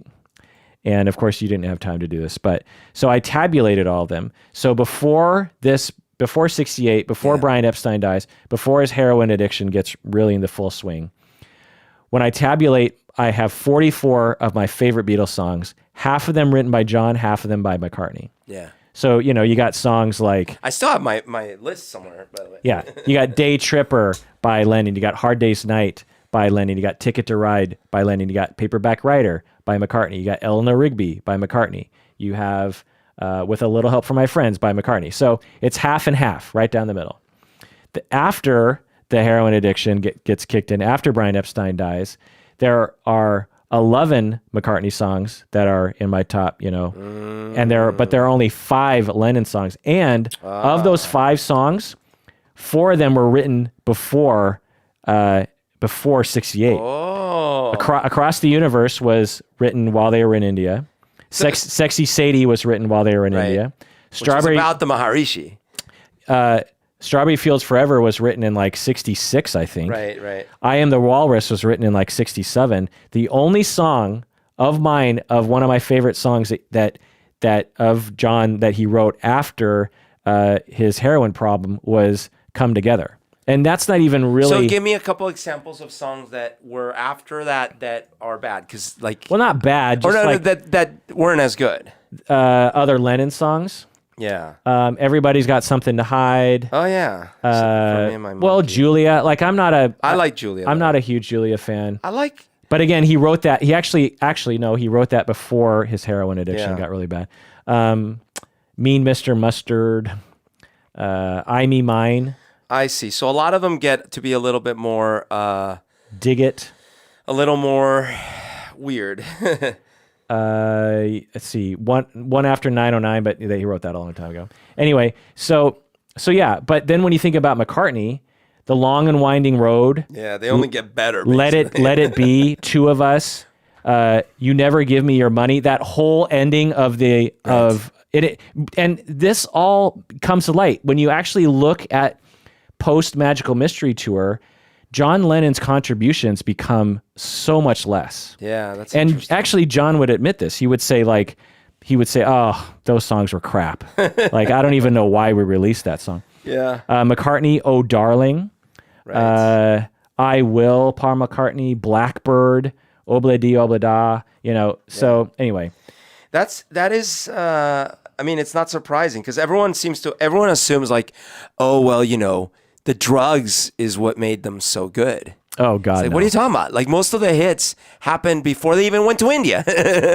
The Beatles themselves, when they're interviewed, will say like, that's ridiculous. When we were super high, I mean, it sort of helped to expand our mind kind of, but when you're high, you can't do anything. Right. Like you can't, it's hard to do anything. He, during this time, wrote, I'm so tired. I'm so tired. I haven't slept a wink. I do like that song. That's a great song. My mind is on the blink. Yeah. I wonder, should I get up and fix myself a drink? No. No. I'm so tired. I don't know what to do. I'm so tired. My mind is set on you. I wonder, should I call you? But I know what you would do. But I know what you would do. So that's such a borderline thing to say. I wonder if I want to call you, but I know what you're going to do. Right. You'd say, I'm putting you on, but it's no joke. It's doing me harm. I can't sleep. I can't stop my brain. No, it's 3 weeks. I'm going insane. Going insane.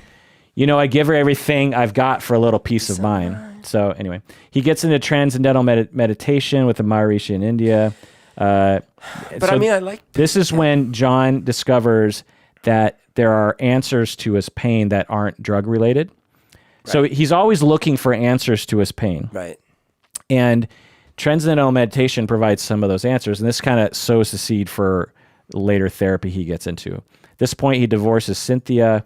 That late. and after this point, he almost never saw Julian or her. Yeah. This is when Paul writes, Hey Jude, don't make it bad. Yep. Take a sad song and make it better. So he's writing this song to Julian. Yeah. Such a good song. Definitely one of my favorites. John thought that Hey Jude was giving John permission to be with Yoko, but it's so clearly about Julian. Right. And I think John was in psychological denial about that. So in this instance, we see that John's best friend is watching John exhibit his poor attachment to his son. Right. And because Paul had a stable relationship with his dad, could recognize that and has so much love for the world, actually reached out to Julian, who wasn't even his own son. Right. And Julian would later say that Paul was more of a father than his own father was. 1969, he marries Yoko Ono. And Yoko was equally attachment problemed herself. I didn't realize he married her that late. Yeah. And she didn't like the fact that he had a child with a previous wife. So she encouraged John not to contact Julian. So not that John would have anyway, but so this is where we get into two attachment disordered people getting together and John really needing her and her really liking to be needed. So they had kind of a mutual attachment disordered relationship, very dependent on each other. The Beatles recorded their last album, Abbey Road, and they broke up. What do you know about their breakup? Well, according to Paul himself, basically John just didn't want to do it anymore. And he came in and he said, yeah, I'm out. Why do you think they broke up? Oh, why? Why do you think John wanted to leave? I mean, so there were a few factors. For one thing, he was probably not feeling good about himself, and he was trying to change his life probably for the better, but maybe he didn't see that the same things would work. He certainly didn't see eye to eye at that time with Paul. He probably felt like Paul was trying to control the band and things like that. But yeah, I don't know. Yeah, the internet, what they will say is that either Yoko did it, which obviously is an oversimplification, or they'll say that Paul was too controlling, right? But John was the one that left, and in my estimation, what happened was that it was a number of factors. One is that I think Yoko actually did have something to do with it. Not that she broke up the band, but that John, again, going from obsessing with right. Yeah. Because he was a one person. Right. He had gone from Paul to Yoko now. And Yoko actually provided him with something that Paul could never provide him, which is like a sexual motherly connection. Yeah. And Yoko was more attentive than Paul was. You know, Paul's another dude and has other interests, right? Right. And so John, for the first time, has this relationship with a mother wife who he, can completely be dependent on, and needs her so much that he brings her into the studio, which was like a huge no-no. Plus, it's like, we've been in bands before. It's weird to have randos in the studio. Oh, totally. It's like you need it to be as empty as possible. And then you have randos who, one of the band members is like, well, why don't we do that one thing you were doing the other day? Right. Here, let's add you to this song. Right. So Yoko Ono, some people will say she was like a cutting edge avant-garde musician. I think there's different explanations for what she was. Yeah. I would say that she had some interesting musical instincts, but she's not as compelling as John made her. It's sort of front and center on a lot of the albums. But anyway, so Yoko, was a factor, but it was more John's relationship, his neediness with Yoko, that made John completely shift his focus away from the band and towards Yoko. Right. And then because Borderline people are all or nothing, if you're not in the good camp, then you're in the bad camp. And then John probably started treating everyone like shit at that point. Not horribly, but like not great. Well, so as you know, the Let It Be experience was terrible for everyone involved. Recording the Let It Be album, and like George Martin was not involved. He's like, I'm out, right? And then basically they had grown so far apart that it was like everyone was just kind of recording their own stuff, and it was like it was a mess. By the time they did, this is the other thing that's amazing. By the time they did Abbey Road, which is really in real terms only like 1 year later, 2 years later from Let It Be, yeah, it's like 6 months later. Well, they recorded Abbey Road in '69, and Let It Be was in '69 or late '68. I think it was early. No, it was 69. like a year because no. Yeah, Let It Be. They recorded Let It Be, that album they were going to do on film. It was either late '68 or early '69. They recorded Abbey Road in later '69. Well, but then because the story was like when Paul is the one who was like, oh, we should do one last album, right?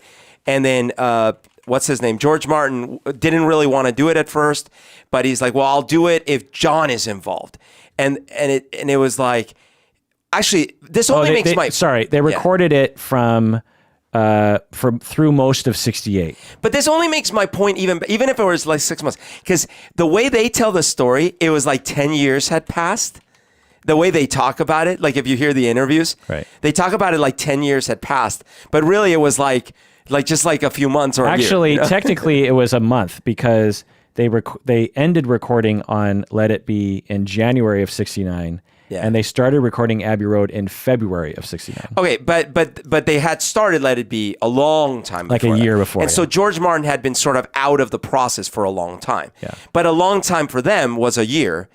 For us, a year is nothing. Right. So, but they speak about it like, we're getting the band back together, yeah. right? All right, but in any case, what I was saying was that they had grown apart terribly in Let It Be.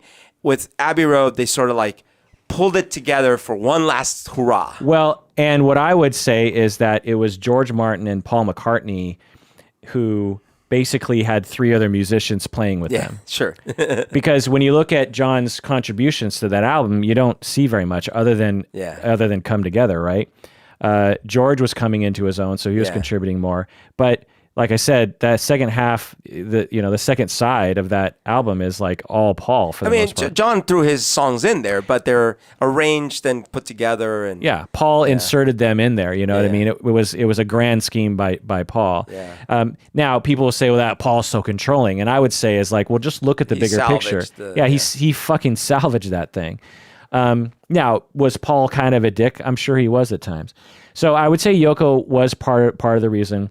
I also think that they just kind of needed to be on their own. They had too much talent for one band. I mean, you and I and Shun were in a band, and we had a similar situation where we're three front men who all wrote songs, all write prolifically, and are musicians. And when we were in a band together, we would switch off. Each one of us would take turns writing the next song, and we were in a band together for like a year, and I would have like 3 songs. Yeah, right.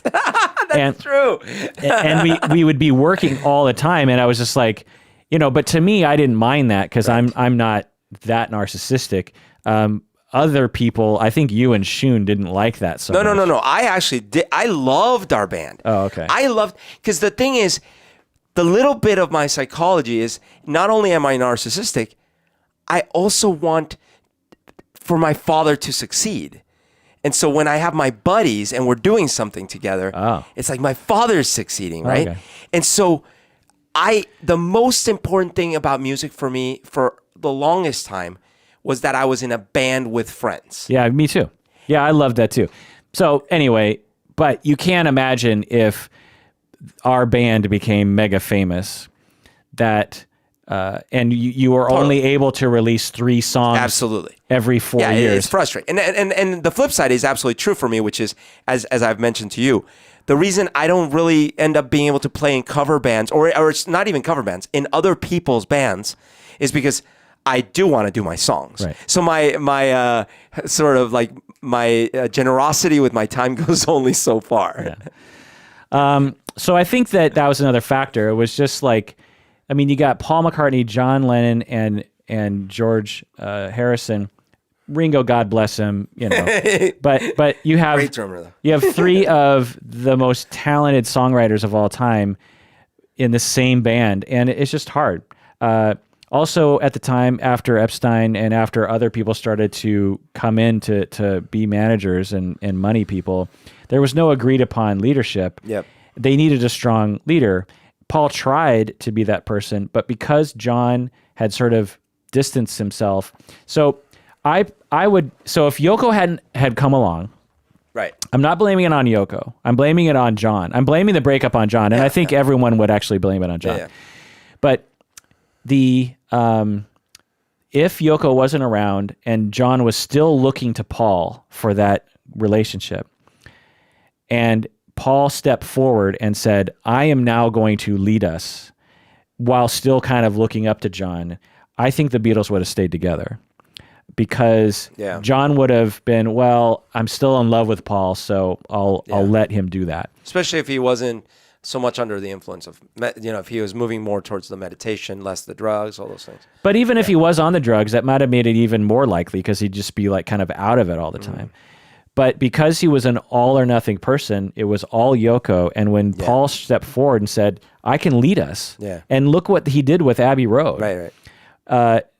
John was like, well, I hate that guy because that guy is off my list now. He's in the bad list. And so I think, that's why that happened. Okay.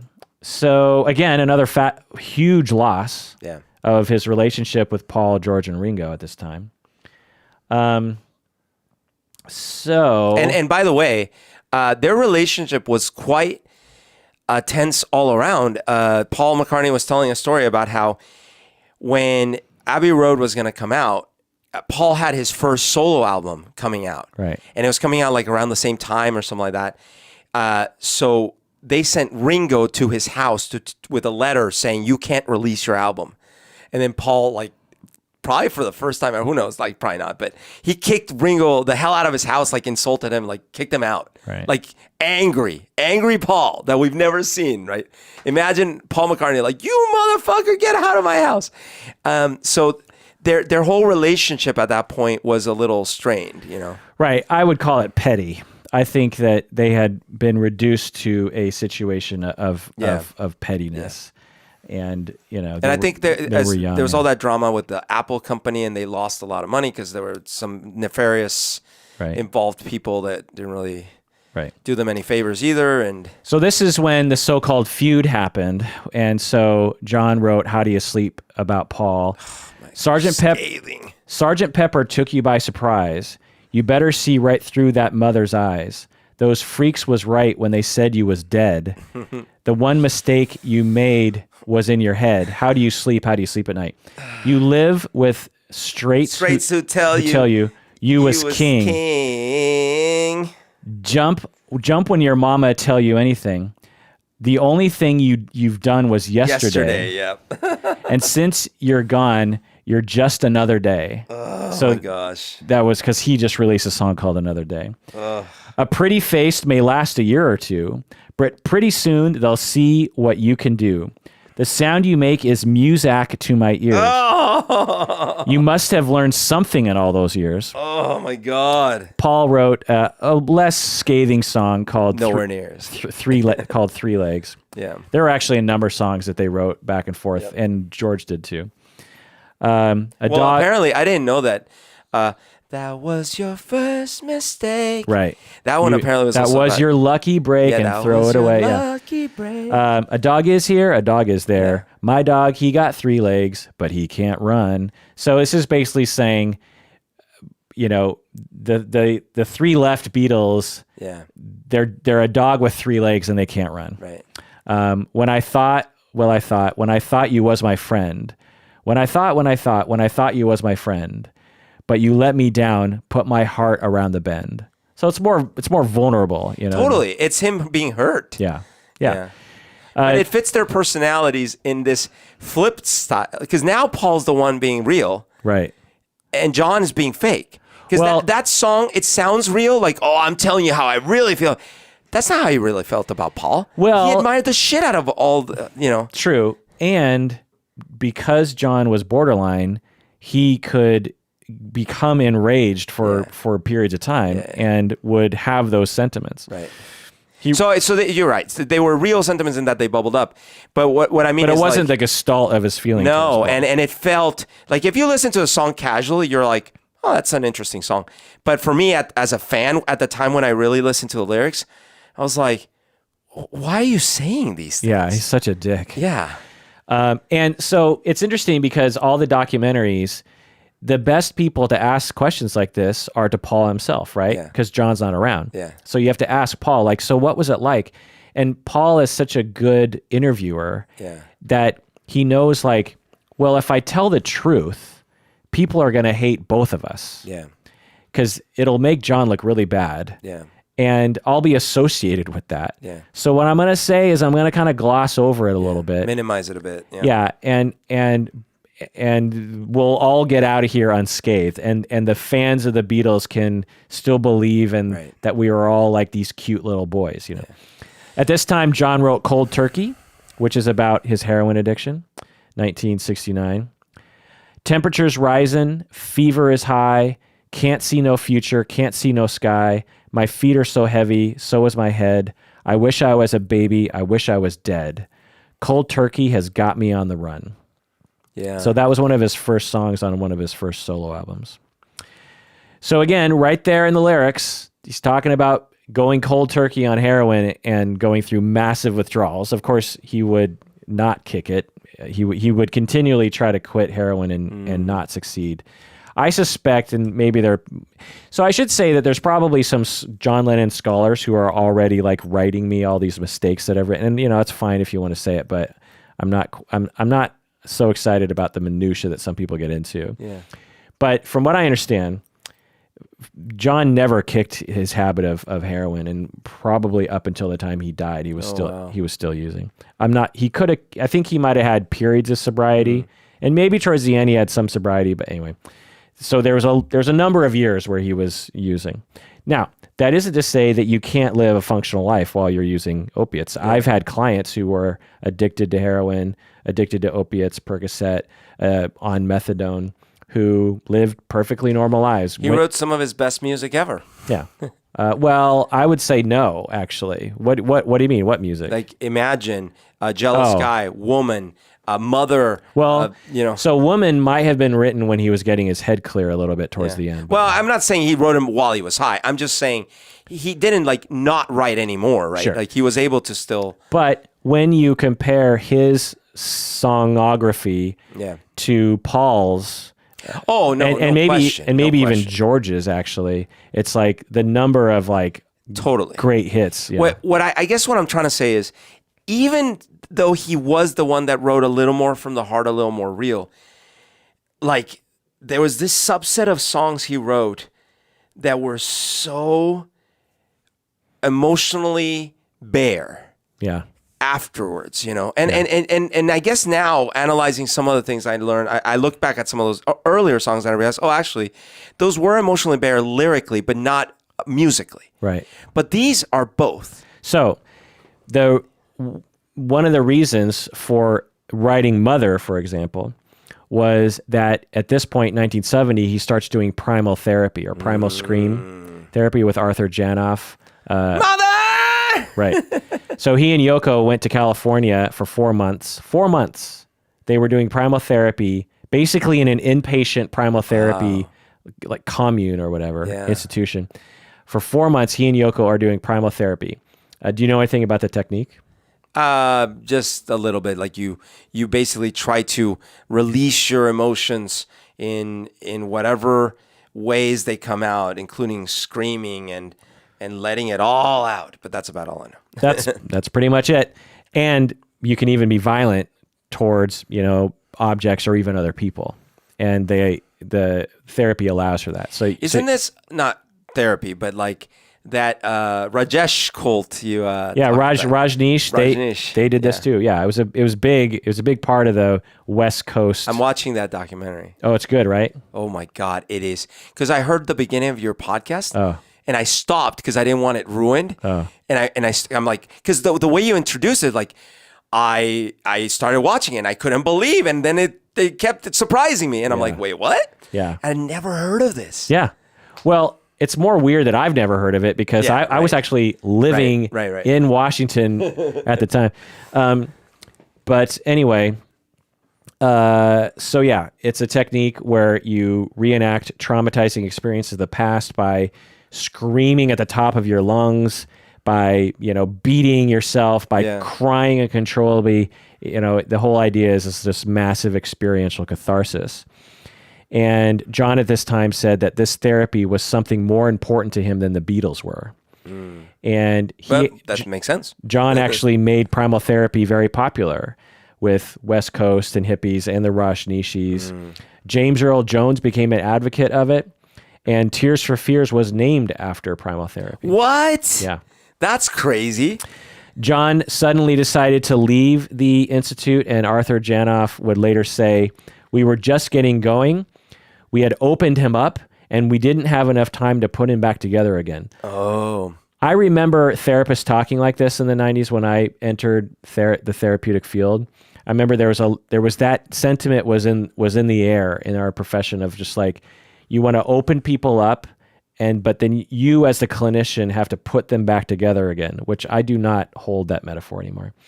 Lennon would later say, "I still think that Janoff's therapy is great.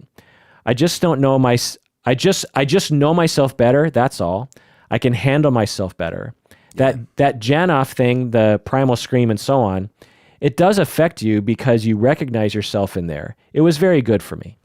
So I had a couple of experiences that were certainly not intentional, both of them under heavy alcohol, unfortunately. One of them was I pulled off. I wasn't driving, luckily, but the person I was driving, I'm like, pull over, and I went up to a tree. This was in the middle of the night. Probably it was like, say, 2 a.m. in the morning. And I started just attacking the tree, breaking branches, just like going insane on the tree. I did this for I don't know how long, and like, so angry. And then I felt terrible, and I started crying and apologizing to the tree for having killed it. And like, it was just like this crazy thing. And I just like, I felt like I had killed someone, like it was, that was one experience. And then another one was, I was coming home from a party and I was in the passenger seat and I was super drunk too. And all of a sudden, I started bawling uncontrollably. Well, primally. were you encouraging the expression, or was it just coming out of you? It was just coming out of me. Right. So that's different. It's not primal therapy is drumming something up. That's fair. What I'm saying though is like the feeling of primal release, like baby level release. Yeah. It actually, in this weird way, felt therapeutic. Absolutely. If you have the emotion and it wants to come out, then let it come out for sure. That's excellent. And it would not have come out, unfortunately, again, because I wasn't going through some sort of therapy, it wouldn't have come out naturally. It was like these extreme moments that. Well, and being drunk, your mechanisms of keeping that kind of stuff are compromised down. So primal therapy certainly can be helpful to some people in that way. It can also be a massive bullshit experience because you take anybody and you do this to them. And, you take someone who's susceptible to the suggestion and you just say, okay, I want you to think about something horrible that happened. And actually, there's a new form of therapy that's kind of popular right now that is similar to this called lifespan integration therapy. And I know people want me to talk about this, and I will at some point. And lifespan integration therapy, it's, from what I gather of it, it sounds like a legit form and sounds great. But in the way that it's taught, I think it has elements of this, in that you take people, again, who are susceptible to this, and you say, I want you to think about something that's traumatic in your life. Well, that naturally makes you uncomfortable, right? And it's going to bring up some emotions. You're going to feel angry. You're going to feel sad, especially if you really put people into that state. Right. Then you ask the people to just, express themselves, in some way, some sort of free way. Well, what you end up doing is, being potentially a little hysterical, meaning that you're encouraging false emotions. You're just sort of like screaming, and what that does to the body is it puts it through this experience, nervous system wise, where eventually you're going to come down. And as you come down, you actually feel a sense of euphoria. It's similar to, remember that therapy that you did, that organ therapy, where that guy like squeezed your head? Yeah. Remember that? Well, when you do that and then you release the squeezing of your head, you feel euphoric because you no longer have that pain in your head anymore. Right.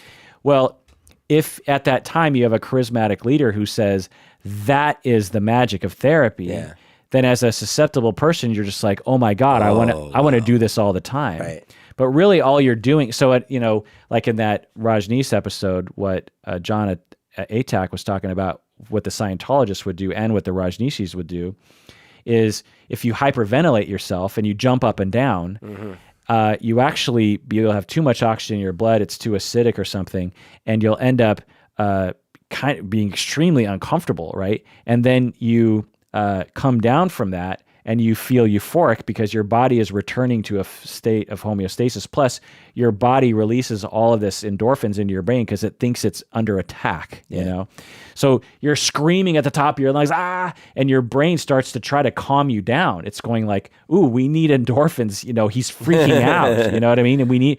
And then afterwards, you're in a state, you're high. You're high on your own juices, Well, we've all probably experienced at a concert where you really get into it and they play that song you love and you just like singing and everything. And then afterwards you just get... Or another example, so you're at a concert and you're in the mosh pit or the slam dance pit. Right. And it's a stressful, violent environment. Right. And then you walk away from that and you feel euphoric. Yeah. So there's nothing wrong with that. It's not a false experience. And I'm not saying that we shouldn't do that, but it should be kept in perspective. Having people go through primal therapy or what I might call sort of a simplistic, bastardized lifespan integration therapy or other kinds of Gestalt therapy, experiential therapies like these, everyone just has to understand that these effects are not likely to last. Yeah. But if you're susceptible to suggestion, the charismatic leader like Fritz Perls or like Janoff here will say, that is you getting better. Right. They'll say, you are now getting better. That euphoric feeling, that is evidence that my therapy that you should continue to pay for is working. Right. When it might not be. I'm so lucky in a way when I found a therapist because it was the complete opposite of this kind of thing. Because the thing is, I can, as you know, I can role play along with something. And so, okay, we're going to get into this. Whoa. But I'm not, like, I don't fall for it, sort of. Like back in high school, I would go to, my friends had these revival churches, and it's the kind where everyone would get really into it. Some of them would start speaking in tongues. Someone would faint, all these kinds of things, right? And I always just kind of like looked around and, I'd clap along and sing, but I'm like, what the hell is wrong with these people, right? But the thing is, when I found my therapist, I've talked about this before, my initial instinct was to dramatize the whole thing, tell my life story and all these things. And she was much more about like, well, let's talk about what's going on right now. How do you feel right now? What's going on? And so it brought me back down to like a grounded, like what is going on in my life? What am I feeling? Instead of what I could have done, which is, oh, I have an audience. Let me play up. I'll scream at the top of you want to hear about my life? Yay! Right. Yeah. Now, this is not to say that emotional expression and experiential therapy is not helpful. It absolutely can. But the claims of the primal therapy movement were way overblown. And guess what? John Lennon wasn't cured after this. You know what I mean? But it did inspire him to do a lot of things. For example, the therapist perhaps suggests this, but he was like, okay, I'm going to confront my father. My father's still alive. I'm going to confront him. And John invited his father and his father's new family to his home. So imagine this, you're out, and I think John's living in the States at this point. So Alf and his, one of the richest men in the world. Yeah. So Alf and his new wife and his kids, they come to the States to meet John Lennon. And a witness reported the following. John seized Freddie, his father Alf, by the lapels and shook him, screaming and howling at him. John told his father if he went to the press with his life story, because I think John was worried his dad was going to publish a life story about John himself, he would lock him in a crate and throw him out of a plane into the ocean to be drowned. Oh my God. And Alf, his father, was legitimately afraid that John might actually go through with that. Yeah. It was like, it didn't seem like a veiled... Well, he's screaming. You don't know this person. He's your son, but you don't know them. Right. And John had a vibe of like, I'm serious, man. I'm unglued. Yeah. And so Freddie kept a very low profile after that. So again, this is potentially the outgrowth of this kind of primal scream therapy. It's like, oh, I need to be radically honest and like attack people when I feel like I should attack them. Right. And John would later regret that. He also wrote Mother out of this experience. Being in primal therapy, screaming at the top of his lungs, inspired him to write one of the best songs he ever wrote. Yeah. So just going through the lyrics here, they're heartbreaking. Mother, you had me, but I never had you. I never had you. Oh my God. This is such a great line. Mother, you had me, like you gave birth to me, but I never had you. I wanted you, but you didn't want me. Yeah. So I just got to tell you goodbye, goodbye. Father, you left me, but I never left you. I needed you, but you didn't need me. So just got to tell you goodbye, goodbye. Children, don't do what I have done. So this is him saying, I'm also at fault here. Yeah. I couldn't walk and I tried to run. Yeah. So I just got to tell you goodbye, goodbye. Mama, don't go. Daddy, come home. And he says this over and over again. Mama, yeah. And then it's like, Daddy, come home. I love that rhythm too, because it's so offbeat, Yeah. It's Mama, and then Daddy, come home. You know. Right. Oh my gosh. So I never knew the significance, but even though I didn't know all the story, I could tell it was real. It was like, wow. Right. Like this is right. I know when you deep stuff. When you know the real story of John Lennon, it's like this shit just gives me chills. Yeah. Because again, he's such a tragic figure, and I love his music so much. But this song is just so poignant, and I love that kind of songwriting. And I don't consider myself a lyricist very much, but I do try to write kind of like this, where it's extremely overt in this way. Yeah. And obviously I'm not as good as John Lennon, but anyway, Ringo played on this track, and this song has been covered by many people, including the Roots. Actually, Google, everyone out there, go on YouTube, watch the Roots version of Mother by I never John knew Lennon. that. It's one of the best. That's cool. I like the Roots, but it's the best Roots song I've ever heard. Barbra Streisand sang it, Christina Aguilera, and actually their versions are pretty good too. I didn't know this was a covered song. Yeah. That's crazy. Okay, so now let's get to the 70s. He battles to stay in the United States. Nixon's trying to get him deported. Again, more transference with his father. They were trying to get away from Britain because the British people hated Yoko so much. Oh, wow. A lot of activism against the war. Again, I think it was, obviously it was a good idea to be anti-Vietnam War, but I also think it was sort of transferential, given his issues with authority. He and Yoko try to have many children. They tried to have children a lot of times. She had 3 miscarriages. So wow. So another massive loss. Is that because of drugs, maybe? Well, she was older, right? Okay. So she's like, I think when they had Sean, she was like in her 40s. Oh, okay. 1973, he and Yoko separate. Did you know this? No. Oh yeah, they had massive relationship problems. He was physically abusive to her. Right. Again, John with his borderline traits. He moved to Los Angeles, and Yoko actually, so they had an assistant, May Pang, I think a Chinese American woman. And Yoko actually said to John, I want you to have an affair with May Pang. What? So again, more mother, right? So she basically set up this relationship to some extent. Okay. And so he goes to LA with her, and he's seen around town with this new woman, May Pang. And guess what? He was physically abusive to her too. Oh. A friend of John's... So he never actually outgrew that. No. Well, maybe in the last couple of years of his life. A friend of John's said that John misunderstood something that May Pang said, and John leapt at her and tried to strangle her. Wow. So this isn't just hitting. No, he's a almost murderer. Right. And the friend said that he had to physically restrain John, or who knows how far John would have taken it. Man. Strangled this woman. That's crazy. Yeah. Yeah. So again, when you have massive attachment disruption and injury and abandonment and damage, you can be easily triggered, and you can become almost a different person. 1974 goes back to Yoko, but Yoko allowed John to continue seeing May Pang as his mistress,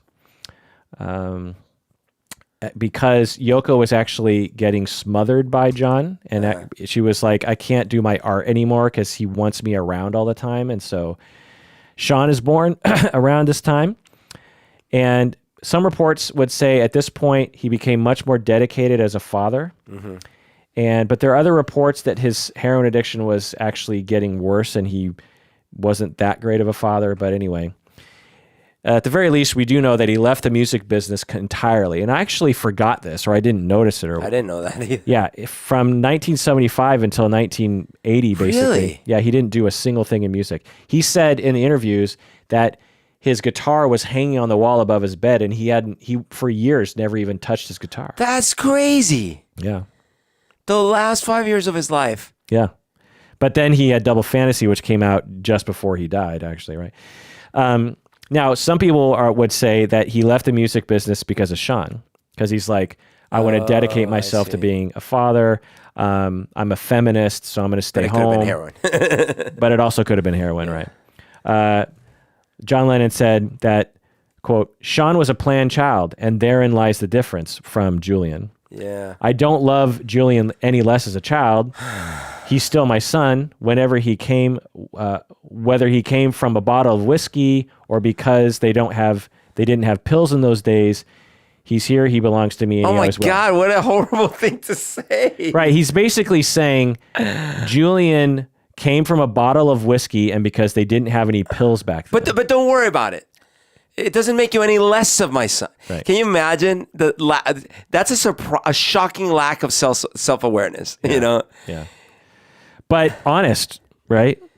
I mean, honest. But honest in a way that assumes like no one's listening. Yeah, maybe. Like, dude, people are listening, including Julian. Right. 1976, in his final years, his father wrote a manuscript about his life story. So Alf did write that manuscript. Okay.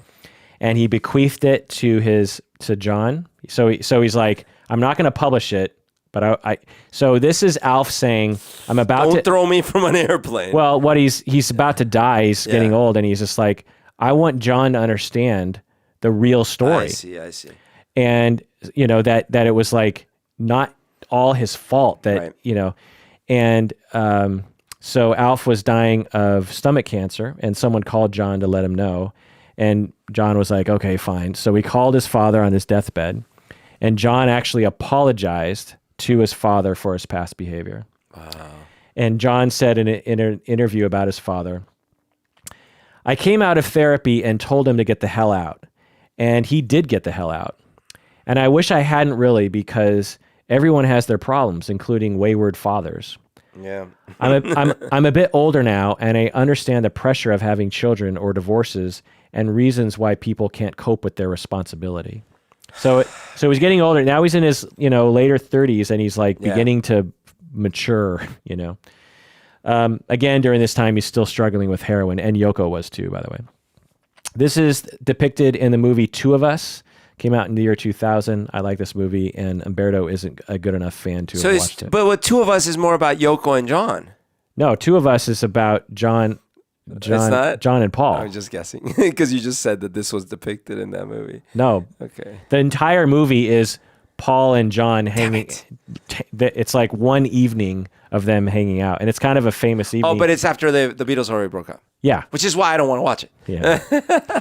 Actually, it's a famous night because at one point they're hanging out in John's New York apartment. Yeah. And they're just laughing and goofing around, and they're watching David Letterman. Oh. Or the Tonight Show. Johnny Carson, probably. Johnny Carson. Yeah. One of them. And they were this close to just, because it was right down the street where they well, no, Johnny Carson was in Burbank. Oh. So I think it was Letterman. Was he on that long ago?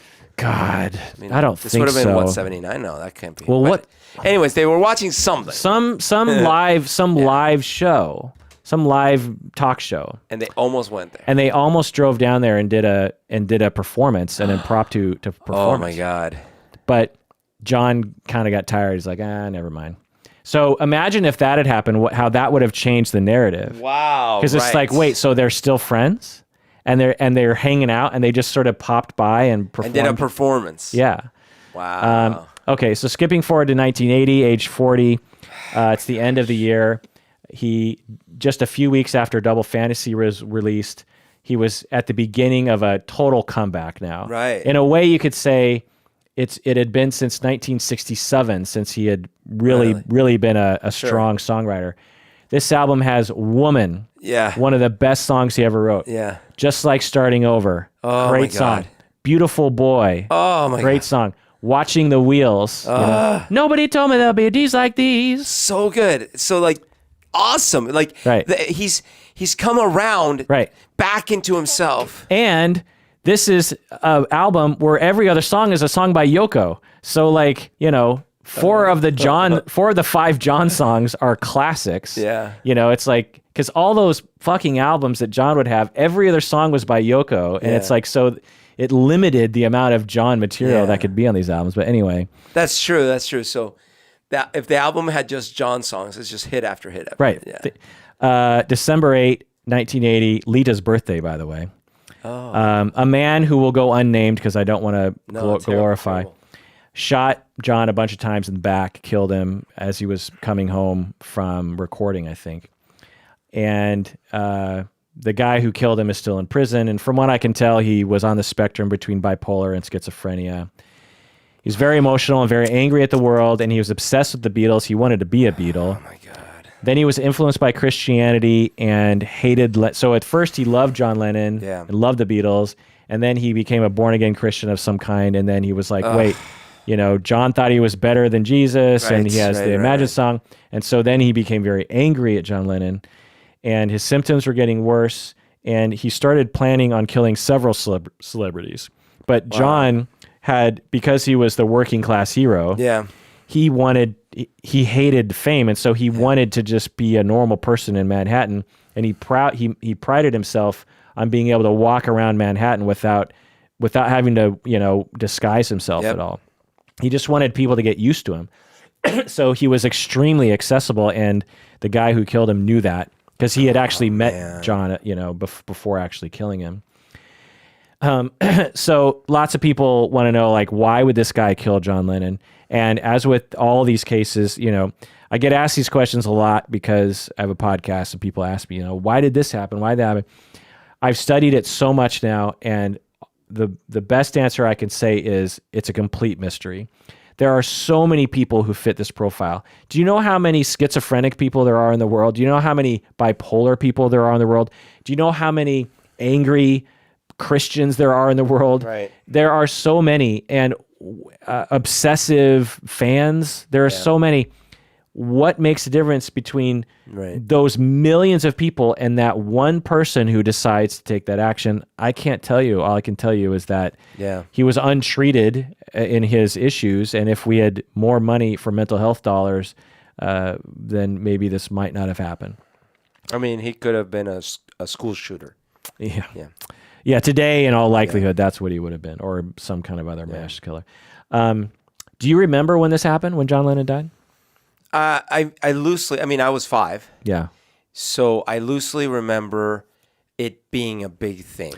I absolutely remember it. I just turned 10 years old, and John Lennon's songs were, because the Double Fantasy album was a big smash. I think Mother might have been the first hit. I'm not quite sure, but probably not, actually. Anyway, the point is that by the age of 10, again, in my world, the Beatles was a big thing, and even post-Beatles, John, Paul, George, Ringo songs. And to have a pop star die, it was such a big deal. I also remember when Elvis died, just because Elvis had died just a few years before that. But I really remember when John died, and I even remember where I was when I found out. I was in the car driving, passenger seat. My mom's driving, and I think we were going to the mall. And it was actually probably for Christmas shopping, because this is December 8, right? And I remember hearing about it on the radio, and, my mom was just like, because my parents weren't big Beatles fans, but they certainly would be shocked by such a thing. And I remember, I think all day, every radio station, all they played was John Lennon songs. Of course. And so it was this big kind of event. Which is sort of what I remember, because I didn't really have the context of who are the Beatles or anything. But I remember, this famous musician died. And I remember hearing Imagine on the radio. Related to him being killed or something. And that was the first time I remember, other than ABBA and the Carpenters, I hadn't yet had other music that left such an impact. When I heard Imagine, I was like, whoa, Wow. Okay. So that brings us to the end of his life. Again, let's look at all of his abandonments and losses. Abandoned by dad, left at home alone by mom multiple times. Mom abandoned him and had another family. Early in life, he's put with his uncle because his mom was in a maternity home. Dad moves away, has another family. His uncle dies. His mom dies tragically. His best friend dies tragically. He finds out he has a sister, can't find her. His father figure, Brian, dies tragically. He loses his best friend, Paul. At times, he actually loses Yoko, too. So all this abandonment and pain, and he's just in a constant state of that borderline pain. So let me review, the overall conceptualization here. Again, I can't diagnose from afar. God knows what the reality of his personality was. But before doing this deep dive, I would have said, well, I don't know. John probably didn't have any disorder. I can't really think of anything that he would have had. He's just a songwriter, nice guy. Yeah, he had some rough edges, but what's the big deal? Who doesn't? But looking deeper at the darker side of John Lennon's life that he admitted to, and we didn't go over this, but in later interviews, in the late 70s, he would talk openly about the fact that he would beat Cynthia, and he was a terrible father to Julian, and he was, it was rough. So I would conceptualize him as being a mild borderline, sort of a mild to moderate borderline with a dash of narcissism. Yeah. Not the super destructive type like Charles Manson or something, but the normal type, the type I see in my therapy office. And here are my 7 points of evidence. Number one, from the age of 5, he saw himself as a genius. So this is part of his narcissism. When he was young, he saw himself. He had this sort of grandiose, defensive grandiosity. When the Beatles started out, before they had any kind of fame or fortune, he was like, "Where are we going, boys? To the toppermost of the poppermost, Johnny." Right. So he, similar to you and me. Yeah. You need a dash of narcissism to get you up in the morning, Right. To even try to achieve some kind of fame. Right. And he, so that's why he was just an asterisk narcissist. Right. Because he certainly didn't present the classic signs of narcissistic personality throughout his life. It was much more characterized as borderline. Number 2. Like you'd have to say something like, people like me who have a very superior intellect don't believe conclusions from all the scientists in the world. And he would never have let Paul get any of the limelight. Right. You know what I mean? And Paul got equal amount of limelight as John did. Totally. Number 2, John was paranoid about women leaving him and cheating on him. This is a classic borderline and narcissistic thing. Run for your life, jealous guy. Like extremely. Yeah. Beat his partners, and he had to use substances to escape his paranoia.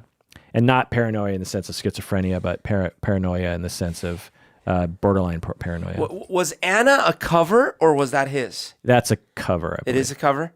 Okay, because it's funny. It's like, that's such an early song about, but he must have chosen it on purpose, right? Like, it's not a violent song. It's the opposite. It's like what he probably wanted to be like. Right. Written and directed by Arthur Alexander. Number 3, he changed his look very often. Of all the Beatles, he has the most disparate looks throughout the years. Early John, 67 John, 70 John, 75 John, 80 John, Right. like very different. And again, potentially a lack of self, or maybe he's just really into fashion. I don't know. That was sort of a weak one. Number 7, he joked around a lot from childhood to mask his pain. He was the most jokey of all the Beatles in sometimes inappropriate times. Right. And that, it's to manage his anxiety about The rest of you, the rest of you just rattle your jewelry. right. So obviously it was a pro. I mean, he did that to like the royal audience, you know? Or to the Queen, wasn't the To Queen? the Queen, yeah. Number 5, he reenacted his traumas. He abandoned Cynthia. He abandoned Julian. He abandoned Paul. Just dropped them. Just like, I'm done with you. Forget my wife. Forget my son. It's over. He made people feel abandoned. Number 6, he had all good, all bad relationships with his mom, Stuart, Paul, Yoko, and other people. And number 7, and this is really the clincher for me, because it's one thing to have all good, all bad relationships, but throughout his life, he had evidence and he reported he had ongoing psychic pain, and he wrote music about this. Yeah. He was clearly struggling with the classic borderline and narcissistic pain that they feel.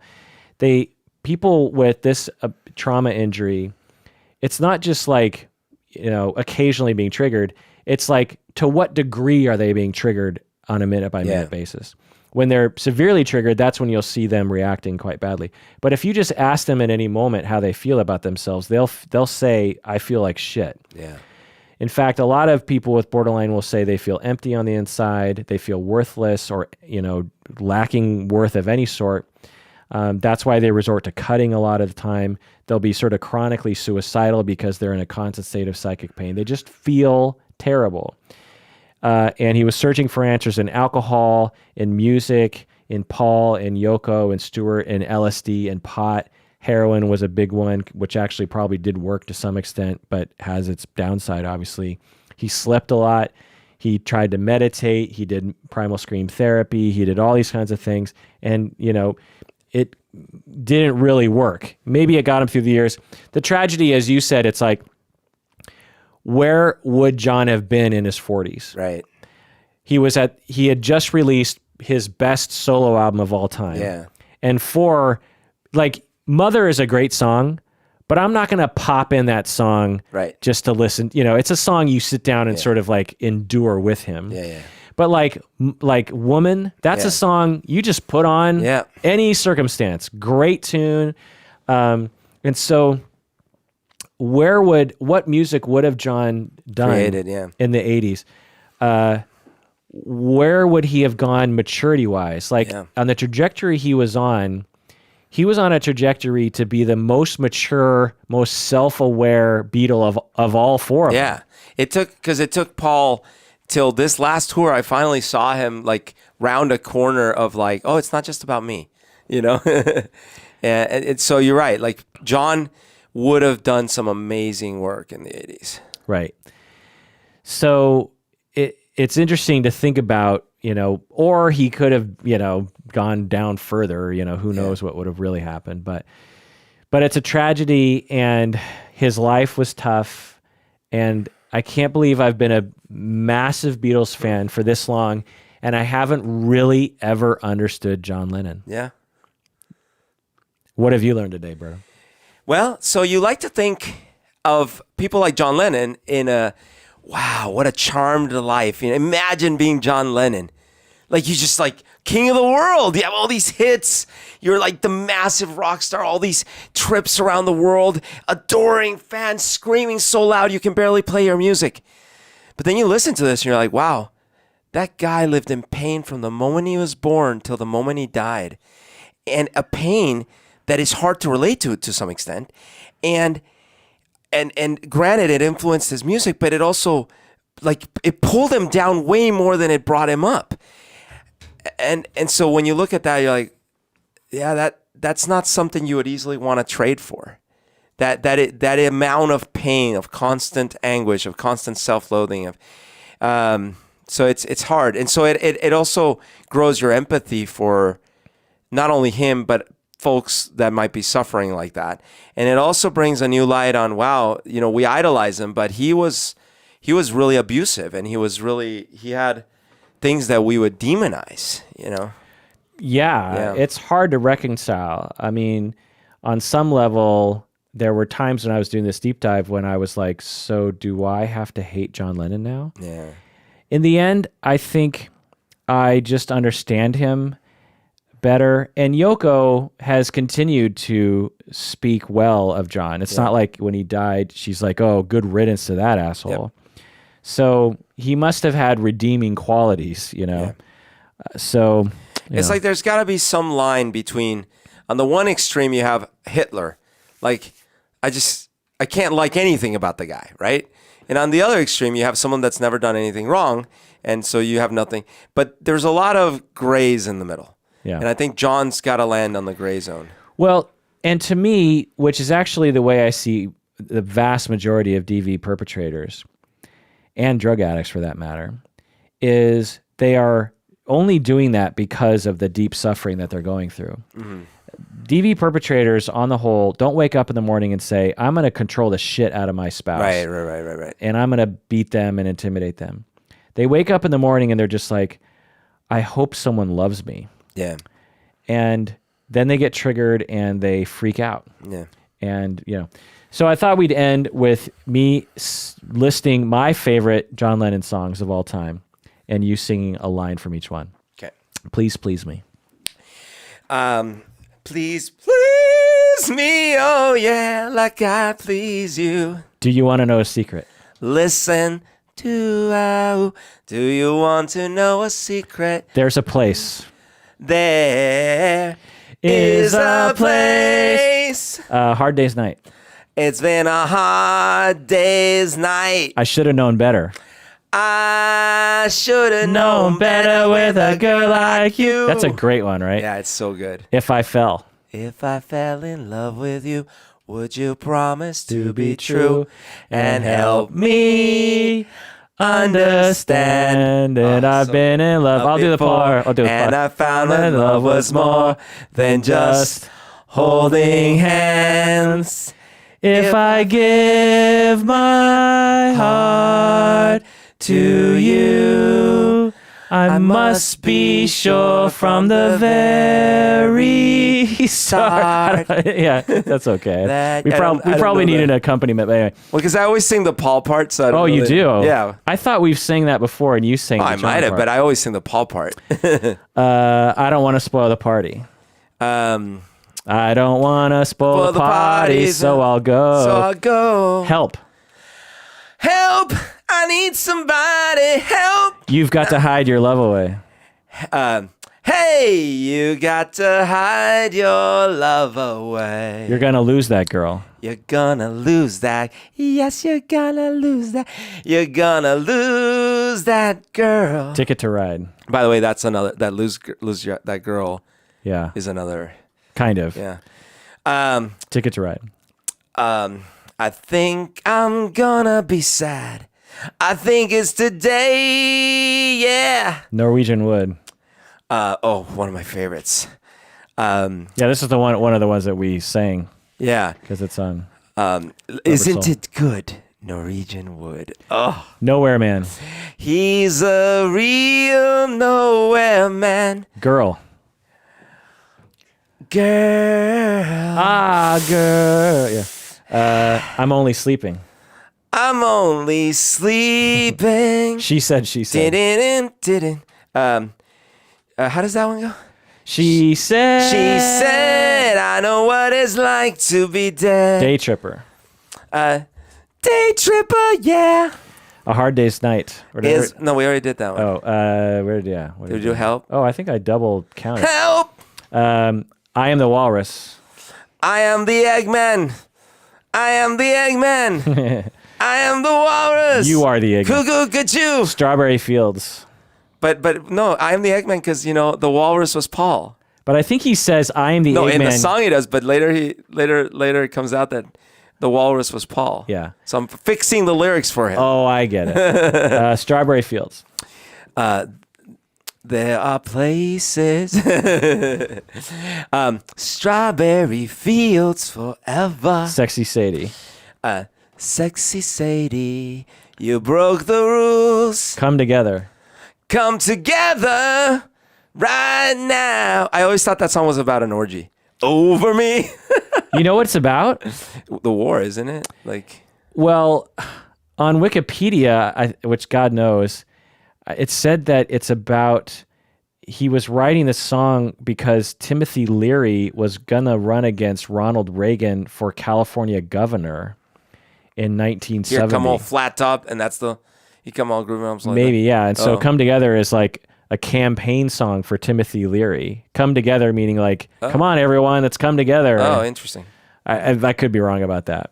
But that really changes the whole. Yeah, that changes Plus a lot. Timothy Leary for governor. And then Timothy Leary got arrested on pot possession and went to prison, so he couldn't run for governor anymore. Across the Universe. Words are flowing out like endless rain into a paper cup. Yeah, so those are just some of my favorite Lennon You didn't songs. have In My Life, though. I like that song, but Okay. again, it's not one that I would put in my top, Okay. 30 or so. What about LSD? That's a good song. Picture yourself in the boat But again, on the river. I'm not gonna pop that one in. Tangerine tree. Do you want to know a secret? There's a place. Yeah, those are. No. Those are I so forgot. No Reply. good. We said our goodbyes. No, wait. How does No Reply go? God. Well, let's. No reply. Oh yeah, yeah. Yes, that's it. I just. Yeah, essentially, How does it start? I'm a loser. I'm a loser, and I'm not how I appear to be. So again, another song that kind of reveals his inner working. Did we do 8 days a week? Oh, that was not in your. Apparently, according to the internet, McCartney mainly wrote that song. Oh, did he? Okay. Yeah. I mean, Lennon had a piece of it, but this website, the Beatles Bible, whatever, it was like mainly McCartney, 8 days a week. Yeah. So let us know what you think. Again, if you're one of the pedantic folks, if we got a couple things wrong, I don't want to hear about it. If we got a massive thing wrong, let me know, because I'm always interested in learning. But also let me know what you think about this sort of thing. I'm guessing you must be a John Lennon fan at some level to be listening to this. And I'm guessing if you're anything like me, it's like, ooh, this is new information. You know, I didn't know this stuff. This is interesting. Tell us how your reaction is to it. It does it for that episode. Please take care of yourself, because you deserve it. It's like Bob Dylan meets something else.